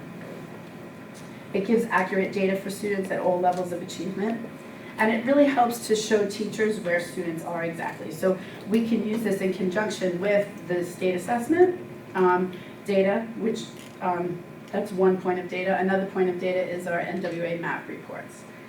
We do administer this to our students in grades K through 8 as the universal screener, which is part of our RTI. In the fall, grades 1 through 8 have math and reading, and then the winter, spring, it's K through 8. The NWA actually has linking studies to the ACT, to the SAT, and to the New York State assessments as well. So basically what it measures is what a student knows and is ready to learn. So this is really, it's different from the state assessments because the state assessments more looking at, okay, these are the end of the year benchmarks, are they meeting them? And with this, we're really looking at where is a student performing. We're going to identify something that's called the RIT score, which is ready for instruction today, and then it aligns it to the standards so that it gives you a pathway for learning. The next thing I'd like to share with you, and you have copies of this, I know it's hard to read up on the screen, but this is the professional development that we have had in the district since 2013 when the NWEA MAP assessments were first implemented. In 2013-14 school year, K through 5 teachers received professional development in September and November on superintendent's conference days. For the 2015-16 school year, principals and teachers also received professional development. Jumping ahead to the 2016-17 school year, in August, September, November, and February, we had NWA in district providing professional development to K-6 teachers, 7-8 math and ELA teachers, reading specialists, math specialists, ENL teachers, and district administrators. During that time, what we were trying to do is get everyone really involved in changing the culture around the MAP assessments. There's a certain kind of culture you want to engage in to really see this as a useful tool. And we, at that point, continued the professional development the following school year. Reading teachers, math specialists, ENL teachers, lab assistants, principals, district administrators, and K through 5 teachers, again, had professional development in 2017-18 school year. At that point, we realized that there was a need to really look at the way that we were administering the assessment from the beginning. So we started looking at the results. People started really understanding the test a little bit more after they got deeper into the professional development. And so a cohort of the reading specialists got together and created a resource for the teachers so that we could streamline our administration and ensure that we were actively proctoring, that students were engaged in the test productively, And they created this resource, which there's a link here. This is available on our district website under staff resources. And so any staff, any teachers, anyone with our southcountry.org Google account can click right here. And there's a whole report source of a whole bunch of resources here on different protocols, the protocol notes, the schedule. There's a schedule in here that we use, directions for logging in, directions for testing scripts so the teachers know exactly the language that they need to say. There is a proctor handbook. There's the script, a readiness checklist, and a setup checklist. So this is something that is available to all the staff and teachers. And primarily that was developed by the group of reading teachers that really have been the ones at the forefront of the professional development.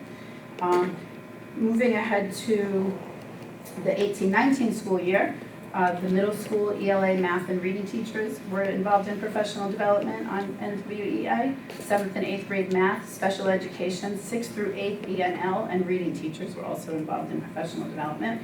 Again, the elementary reading specialists, math specialists, and ENL teachers also received professional development that year. And each time they go a little bit deeper into the process. So they, like the first time might have been the administration, the second, and some of the reports. The second time was really looking at more specific reports like the learning continuum. The math and reading specialists and ENL teachers that year had training in what used to be called Skills Navigator is now called MAP Skills. That's a mastery check that you can do to really isolate what skills students need to work on. So it really gives you a path of how you can improve your small group instruction for those students. This school year, September, K-1-2 teachers received professional development on Superintendent's Conference Day. Reading specialists and administrators also received professional development. On October 22nd, we sent the literacy coaches to BOCES for the NWA user group training, where they came back with a lot more information than they had each time. They kind of get a little bit deeper into this work. And so now we're looking deeper at the mastery checks and how we can carry that out into and share it with other teachers. And then on November 7th and 8th, we have the trainer coming in from NWA to at the buildings with our data teams. So each building has signed up for a portion of the day where the principal and their data team will meet with the NWA trainer, and they'll actually be looking at the data that we just captured. So the data team will explore that together and problem solve around what ways can we look at this data to support instruction with our students.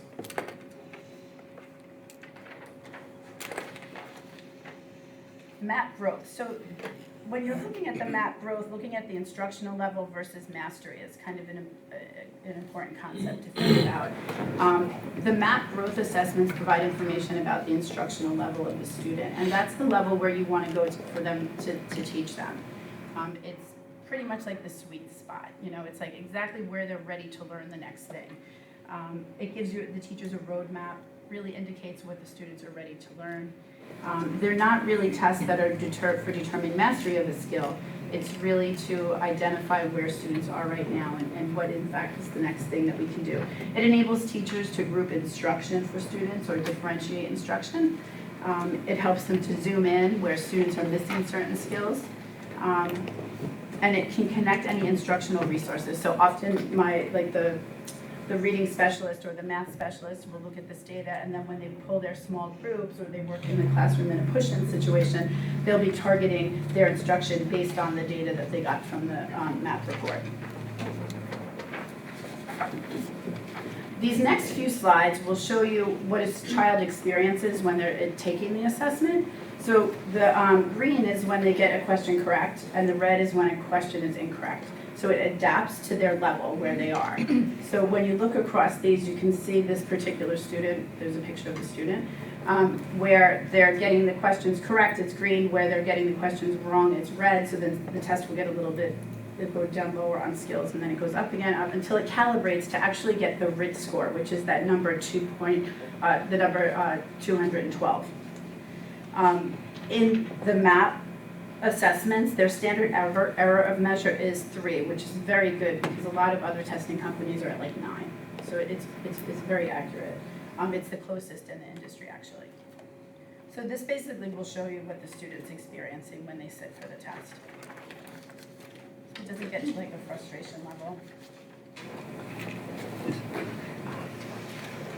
Now, that number 212 is the RIT score.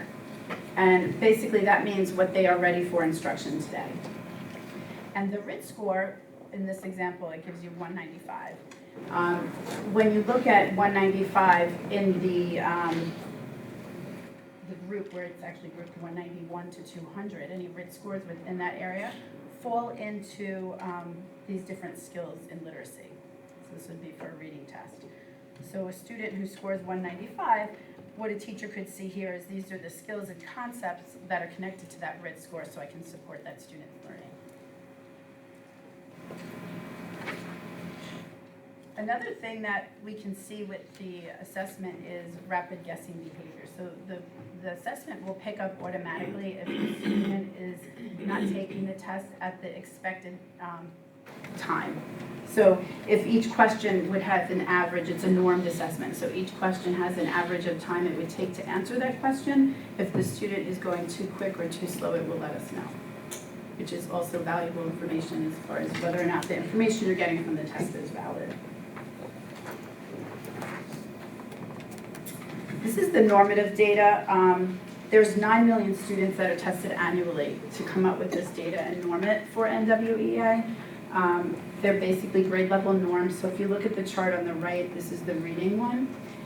If you see a student in first grade, for instance, at the beginning of the year should have a RIT score of 160.7. By the end of the year, it should be 177.5. So it compares it across the 3 times of the school year. And it basically shows you how a student typically performs, a similar student to the student who's taking the test.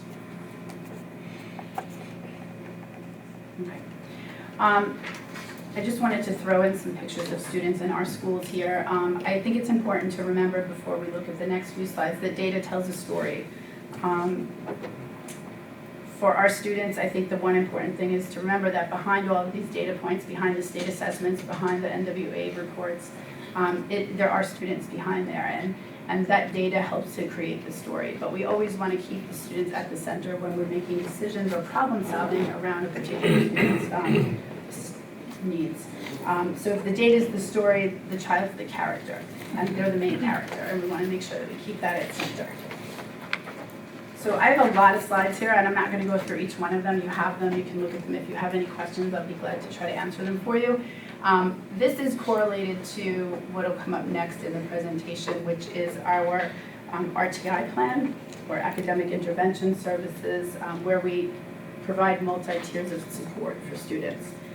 Students that fall in the 10th percentile are our Tier 3 students. So they're our most intensive needs students, where they might get pulled out of a classroom to work with a reading specialist or a math specialist. The students who are 11th to 20th percentile are the students that you'll likely see either working in the classroom as a push-in support or with the classroom teacher. And again, this isn't the only thing. So the reading and math specialists and the teachers really are looking at more than one data point. It's not just this is just one piece of it. So it's a good way to capture some information. Again, this is Kramer's, this is Vern Kritz. This is 4 through 8. And then this is the RIT score. So on this slide, what I wanted you to see was what the RIT score was for our schools and what the norms are. So you can see in 4th grade, our students' average RIT score was 197.6. The norm for 4th grade at the beginning of the year is 201.9.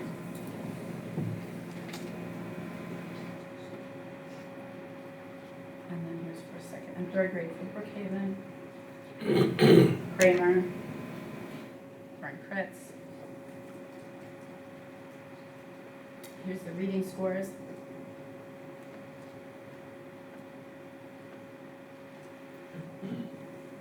And here's reading for Brookhaven. This is the percentile ranks again, the 11th to 20th and the below 10th percentile. So these give us like a big picture at our level and when you're determining which students you're going to support. It's an overall indicator, but then the information that the teacher is going to look at is really that RIT score. And then they'll be looking at the learning continuum for that individual child. But they can also look at the class level and decide how to split up their groups into their class into different groups for differentiated instruction or small group instruction.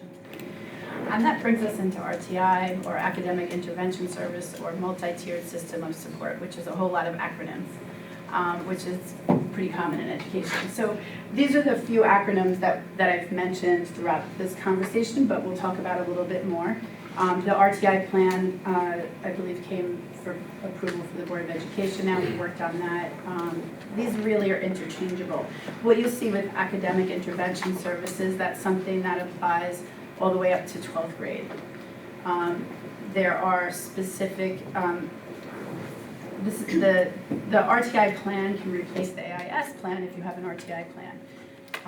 But at the high school level, what you'll see is there's Regents exams that we have to take into account for academic intervention services. So the RTI plan kind of addresses both of those. The multi-tiered system of support is pretty much how you're doing your RTI, so to speak. So this is in a triangle. With RTI, you typically will see a triangle when you're talking about the database problem solving. The students at the bottom of the triangle would be the majority of your students in the school. That's all your tier 1 instruction. That would be your core instruction that everyone's getting. Tier 2 is the middle part of the triangle, which you see where the word sum is. That's like usually yellow on the triangle. And those are students who might need some targeted support. Those are your students that maybe the teacher is doing small group instruction during their extended time. Maybe it's a reading teacher's pushing into the classroom. Maybe in some case they're getting pulled out for 2 days a week, not 5 days like a student in tier 3 might get pulled out. And then at the top of the triangle, which is more shaded red or orangey red, those are the fewest amount of students. And typically those are your students who are in very intensive interventions, such as LLI, level of literacy intervention, or we have some students right now that we have in first grade at a few of the elementary schools in a RISE reading intervention. And we're getting ready to look at that data shortly to see how that's doing. And those are students that are receiving more intensive instruction for specific skills. That's where you might see if someone has Wilson Just Words support, or Read 180 in the, or System 44, programs like that that are providing more intensive types of instruction. In response to intervention, it's really important that we intervene early, which is why it's predominantly really important at the early elementary school level. And we have to collaborate. There's a lot of providers in a school, there are a lot of teachers in a school, a lot of educators in a school who need to come together to support that student. And it's not just about academics, it's also about behavioral supports and the social emotional piece of learning. And one thing with that multi-tier model of instruction is we don't want to look at them separately. We want to look at a student and see, okay, so if they're struggling in reading, what is the reason that they're struggling in reading? Is it because they aren't attending to reading, or they're not reading, often? There are other areas of their other domains that are interacting with that, and how can we support that whole child? So we use a problem-solving approach, scientific research-based interventions and instruction.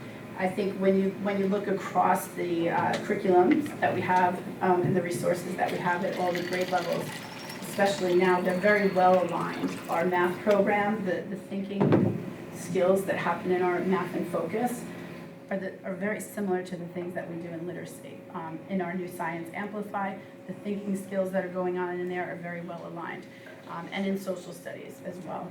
When you look at the practices through all the core areas, the practices for all of those standards are very well aligned. And those are the things that you'll look at when you're looking at those core programs. And it's nice when they're connected so that the student is having multiple opportunities to practice a thing and get really good at it. Using assessments for screening, diagnostics, and progress monitoring.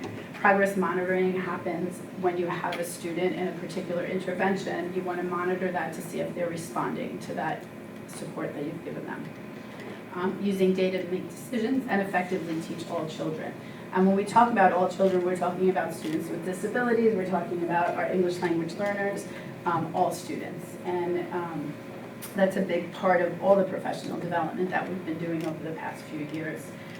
when we start thinking about ESSA and All Students Succeeds Act, you know, we really need to look at what do our English language learners need, what do our students with disabilities need, how can we ensure that we're providing instruction in the classroom that can reach everyone. And I think when you're able to find things that will reach them, you'll reach everyone, right? One reason we wanted to review our RTI process at South Country Central School District is because we were identified by New York State for a disproportionate number of out-of-school suspensions of Black students with disabilities. There were 2 areas that we were able to identify as contributing factors. One was low performance in the areas of reading and writing, and one was emotional and behavioral issues related to various forms of trauma.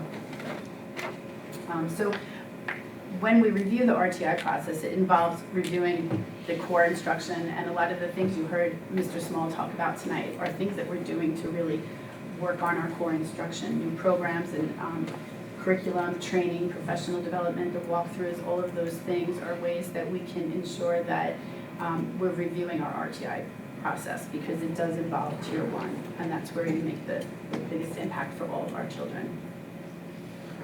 So our Tier 1 instruction will often be that strong core instruction. Again, that's the one we're really looking at supporting with all our professional development as well.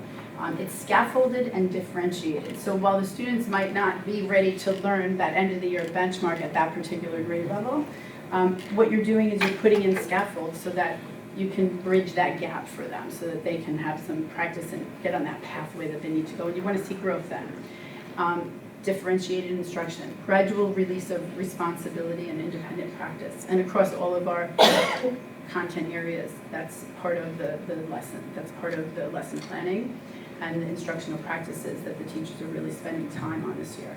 Strong classroom management. This is the piece where your academic and your behavioral will come into play. Having clear expectations, clarity in your lessons, student engagement, positive classroom environment. These are some examples in the classroom. Academic is thinking aloud and modeling, connecting to prior learning, targeted feedback, data-driven instruction, pre-assessment, post-assessment, informal assessments, and then adjusting your instruction. Behavioral, having class-wide behavioral systems, positive feedback and praise. Strong relationships. We know relationships are so important in the learning environment. Home community connections.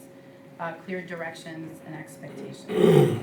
So we need to really be invested in and take ownership of the learning potential of each and every student in our classrooms. And that again speaks to the importance of the Tier 1 instruction, that core instruction. Our RTI teams at the building level involve these different people.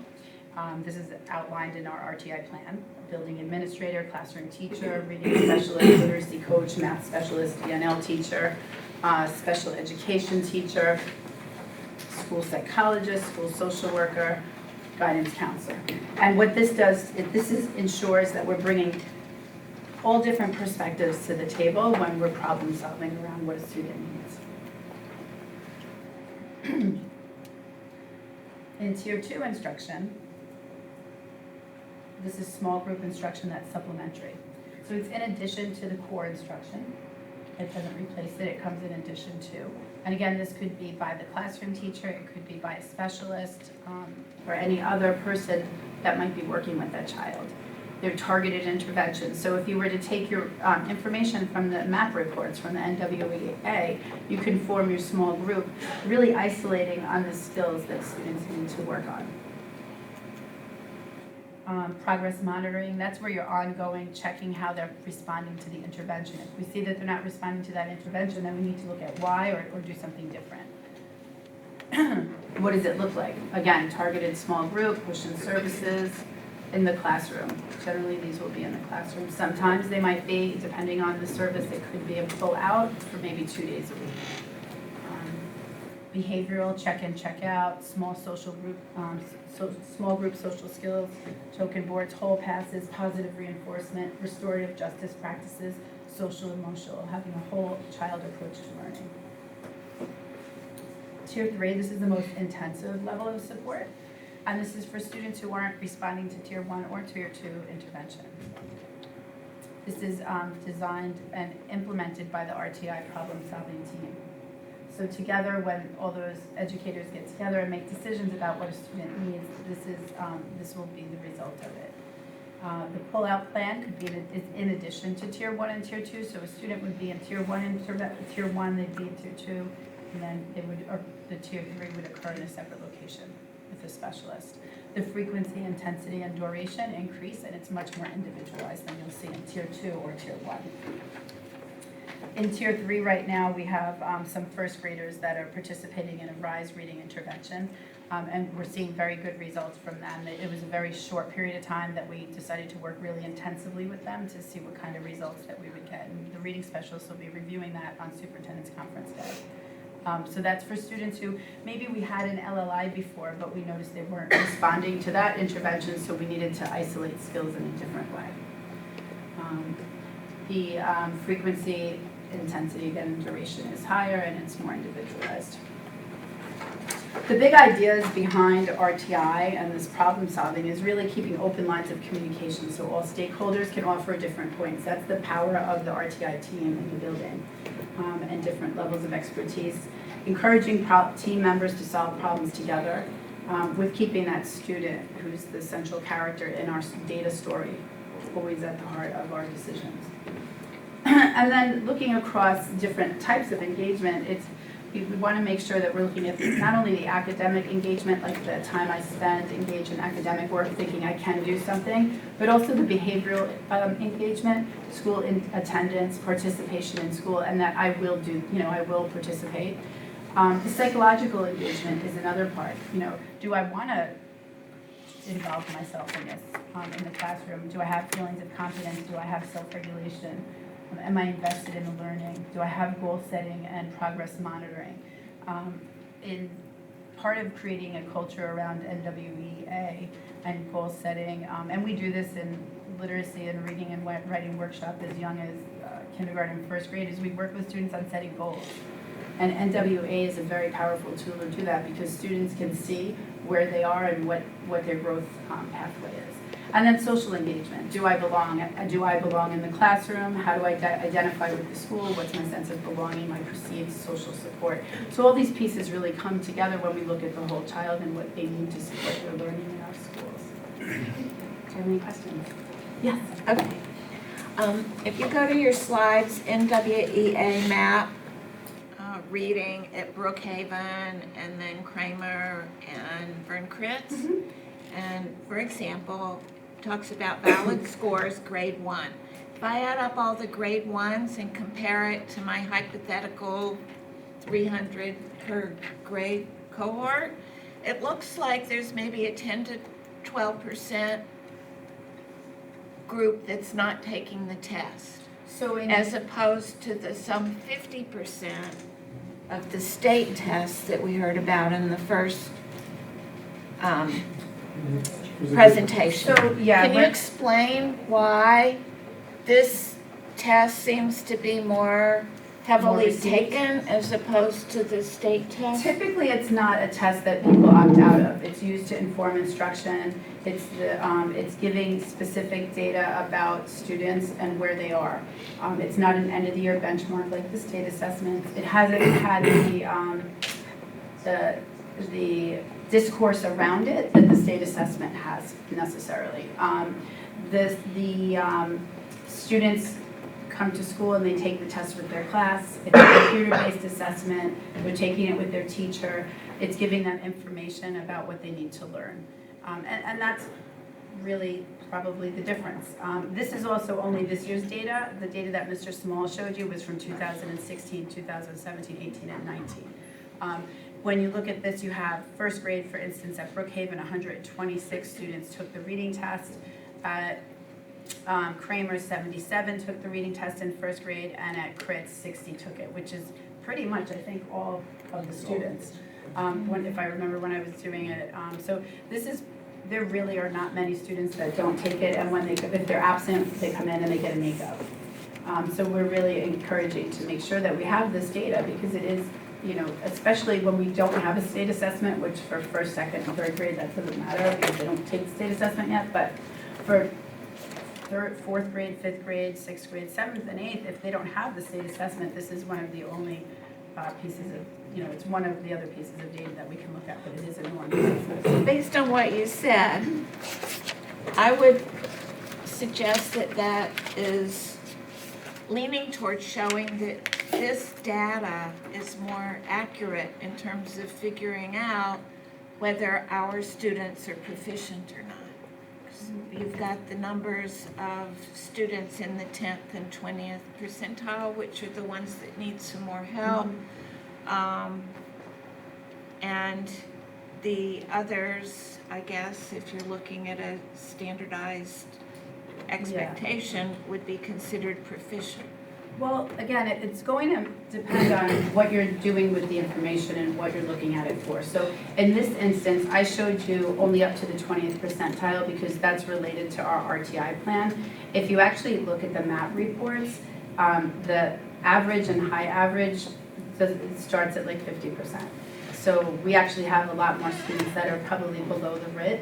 It's just that for this, when you look at when you go back to that triangle, the top percent is only it's a very small 5%, then 10 to 15%, and then 80% of your students are tier 1. So this reflects that a little bit better than students that maybe might have 30% proficiency.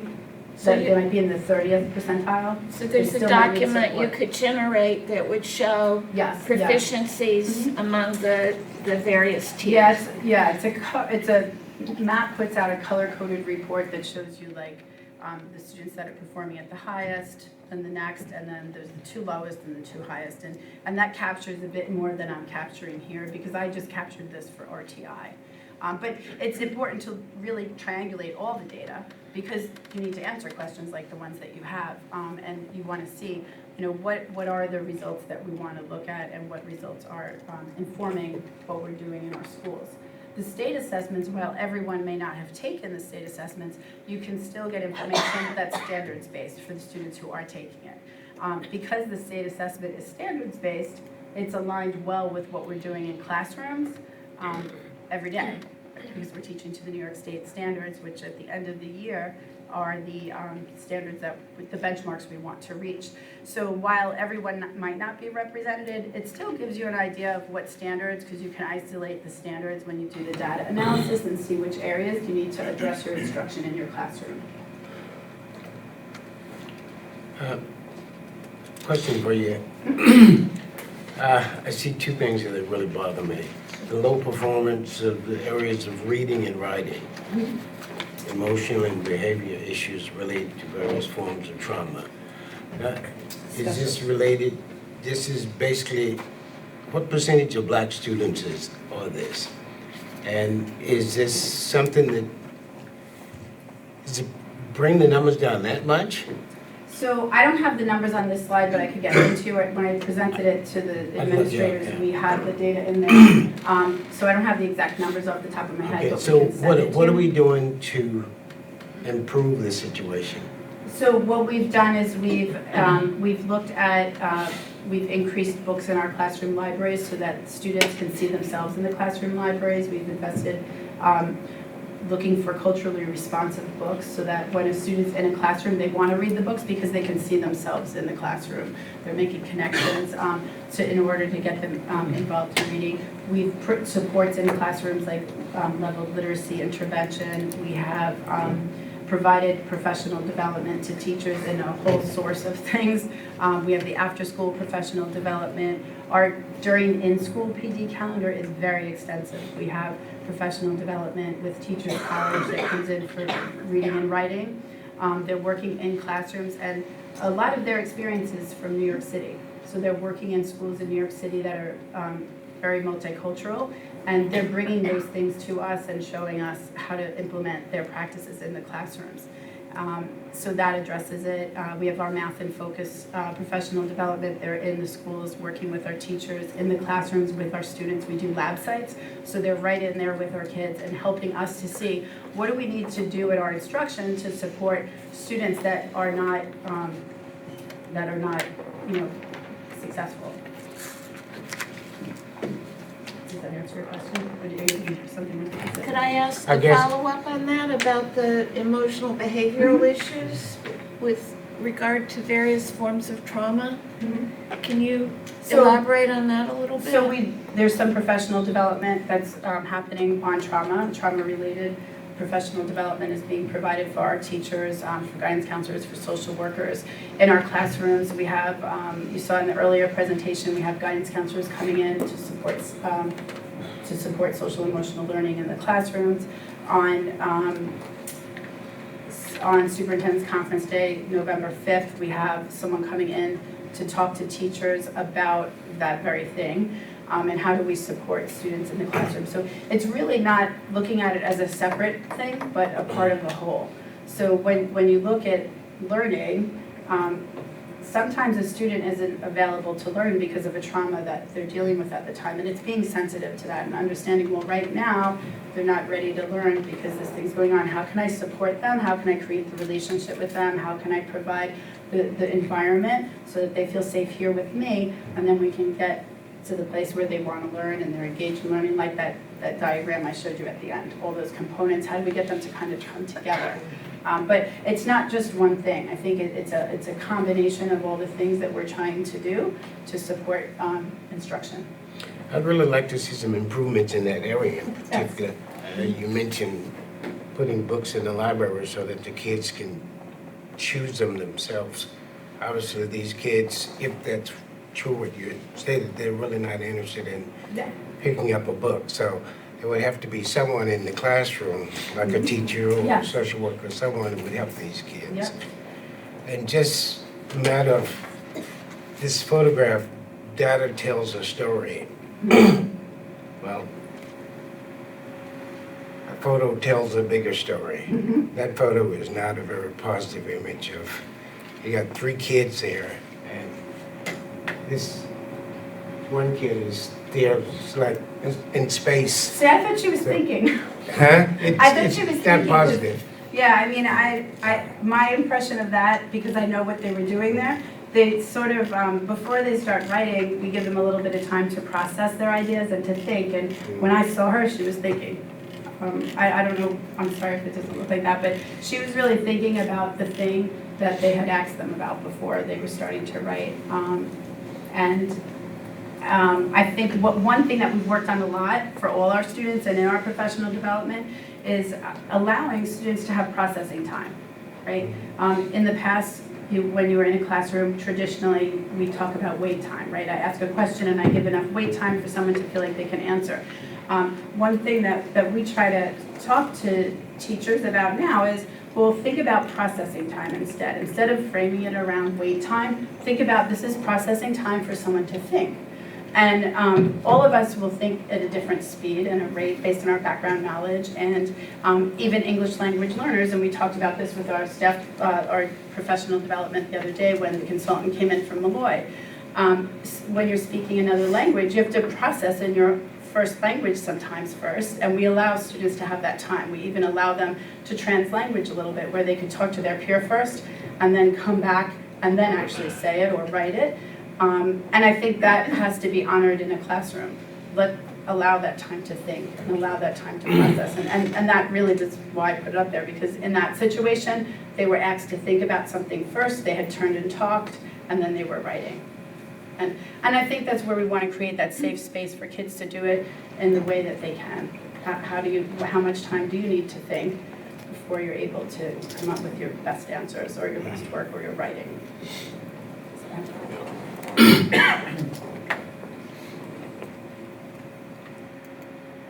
Any other questions? Not now. Anybody else? You have questions? Thank you, Mrs. Burnett. Thank you. I'm glad to answer them. Thank you very much.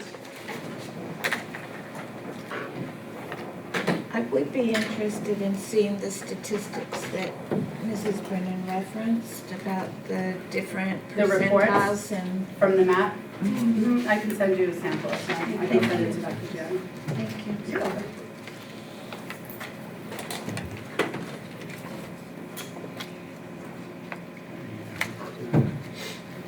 Any cards, ladies? No cards? Okay, does any board member want to say anything before we adjourn? Just one quick thing I have.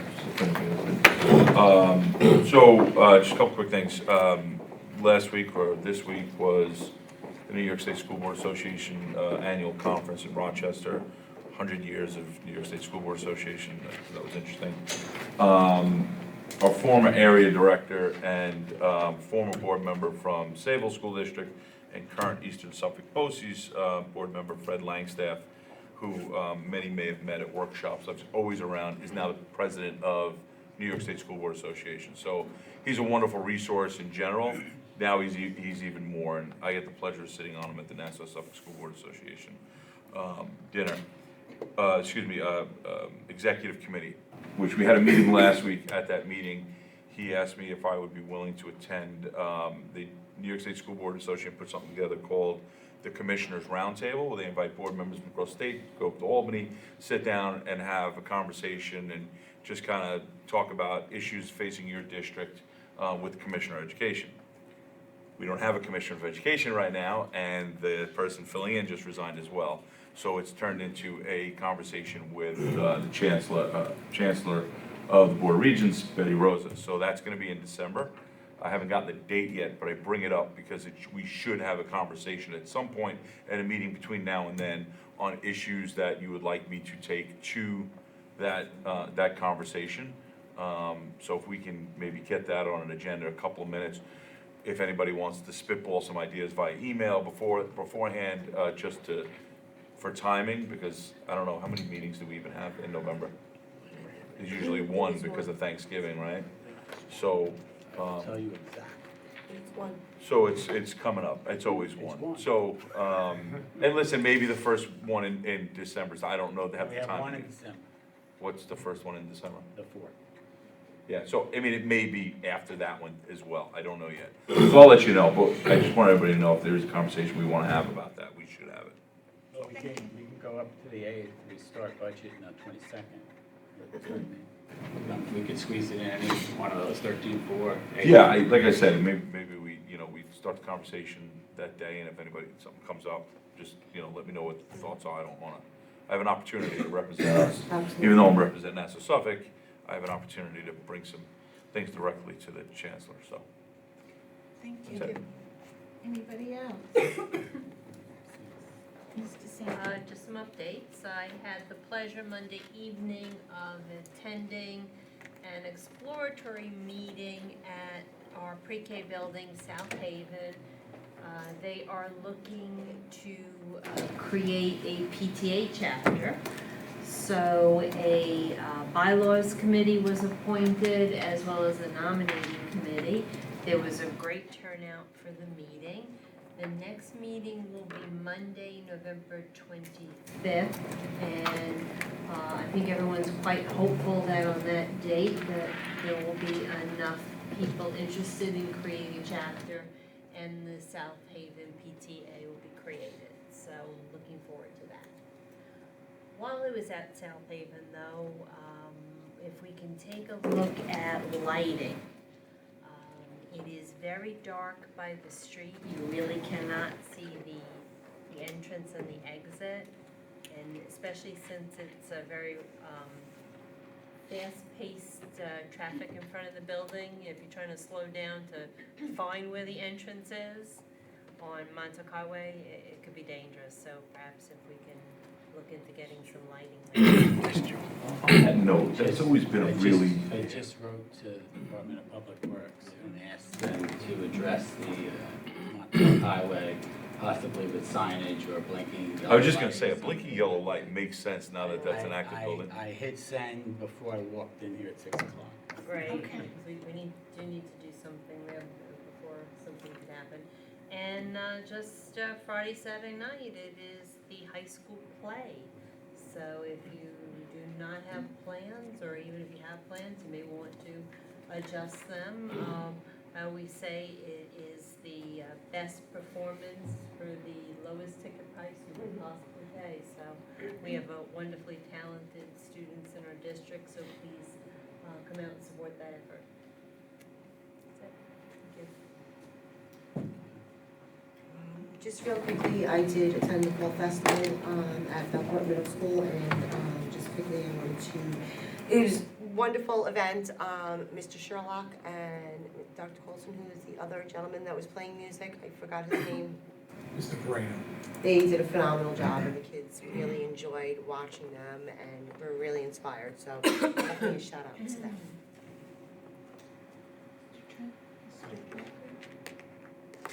No. No, okay, Mr. Nix.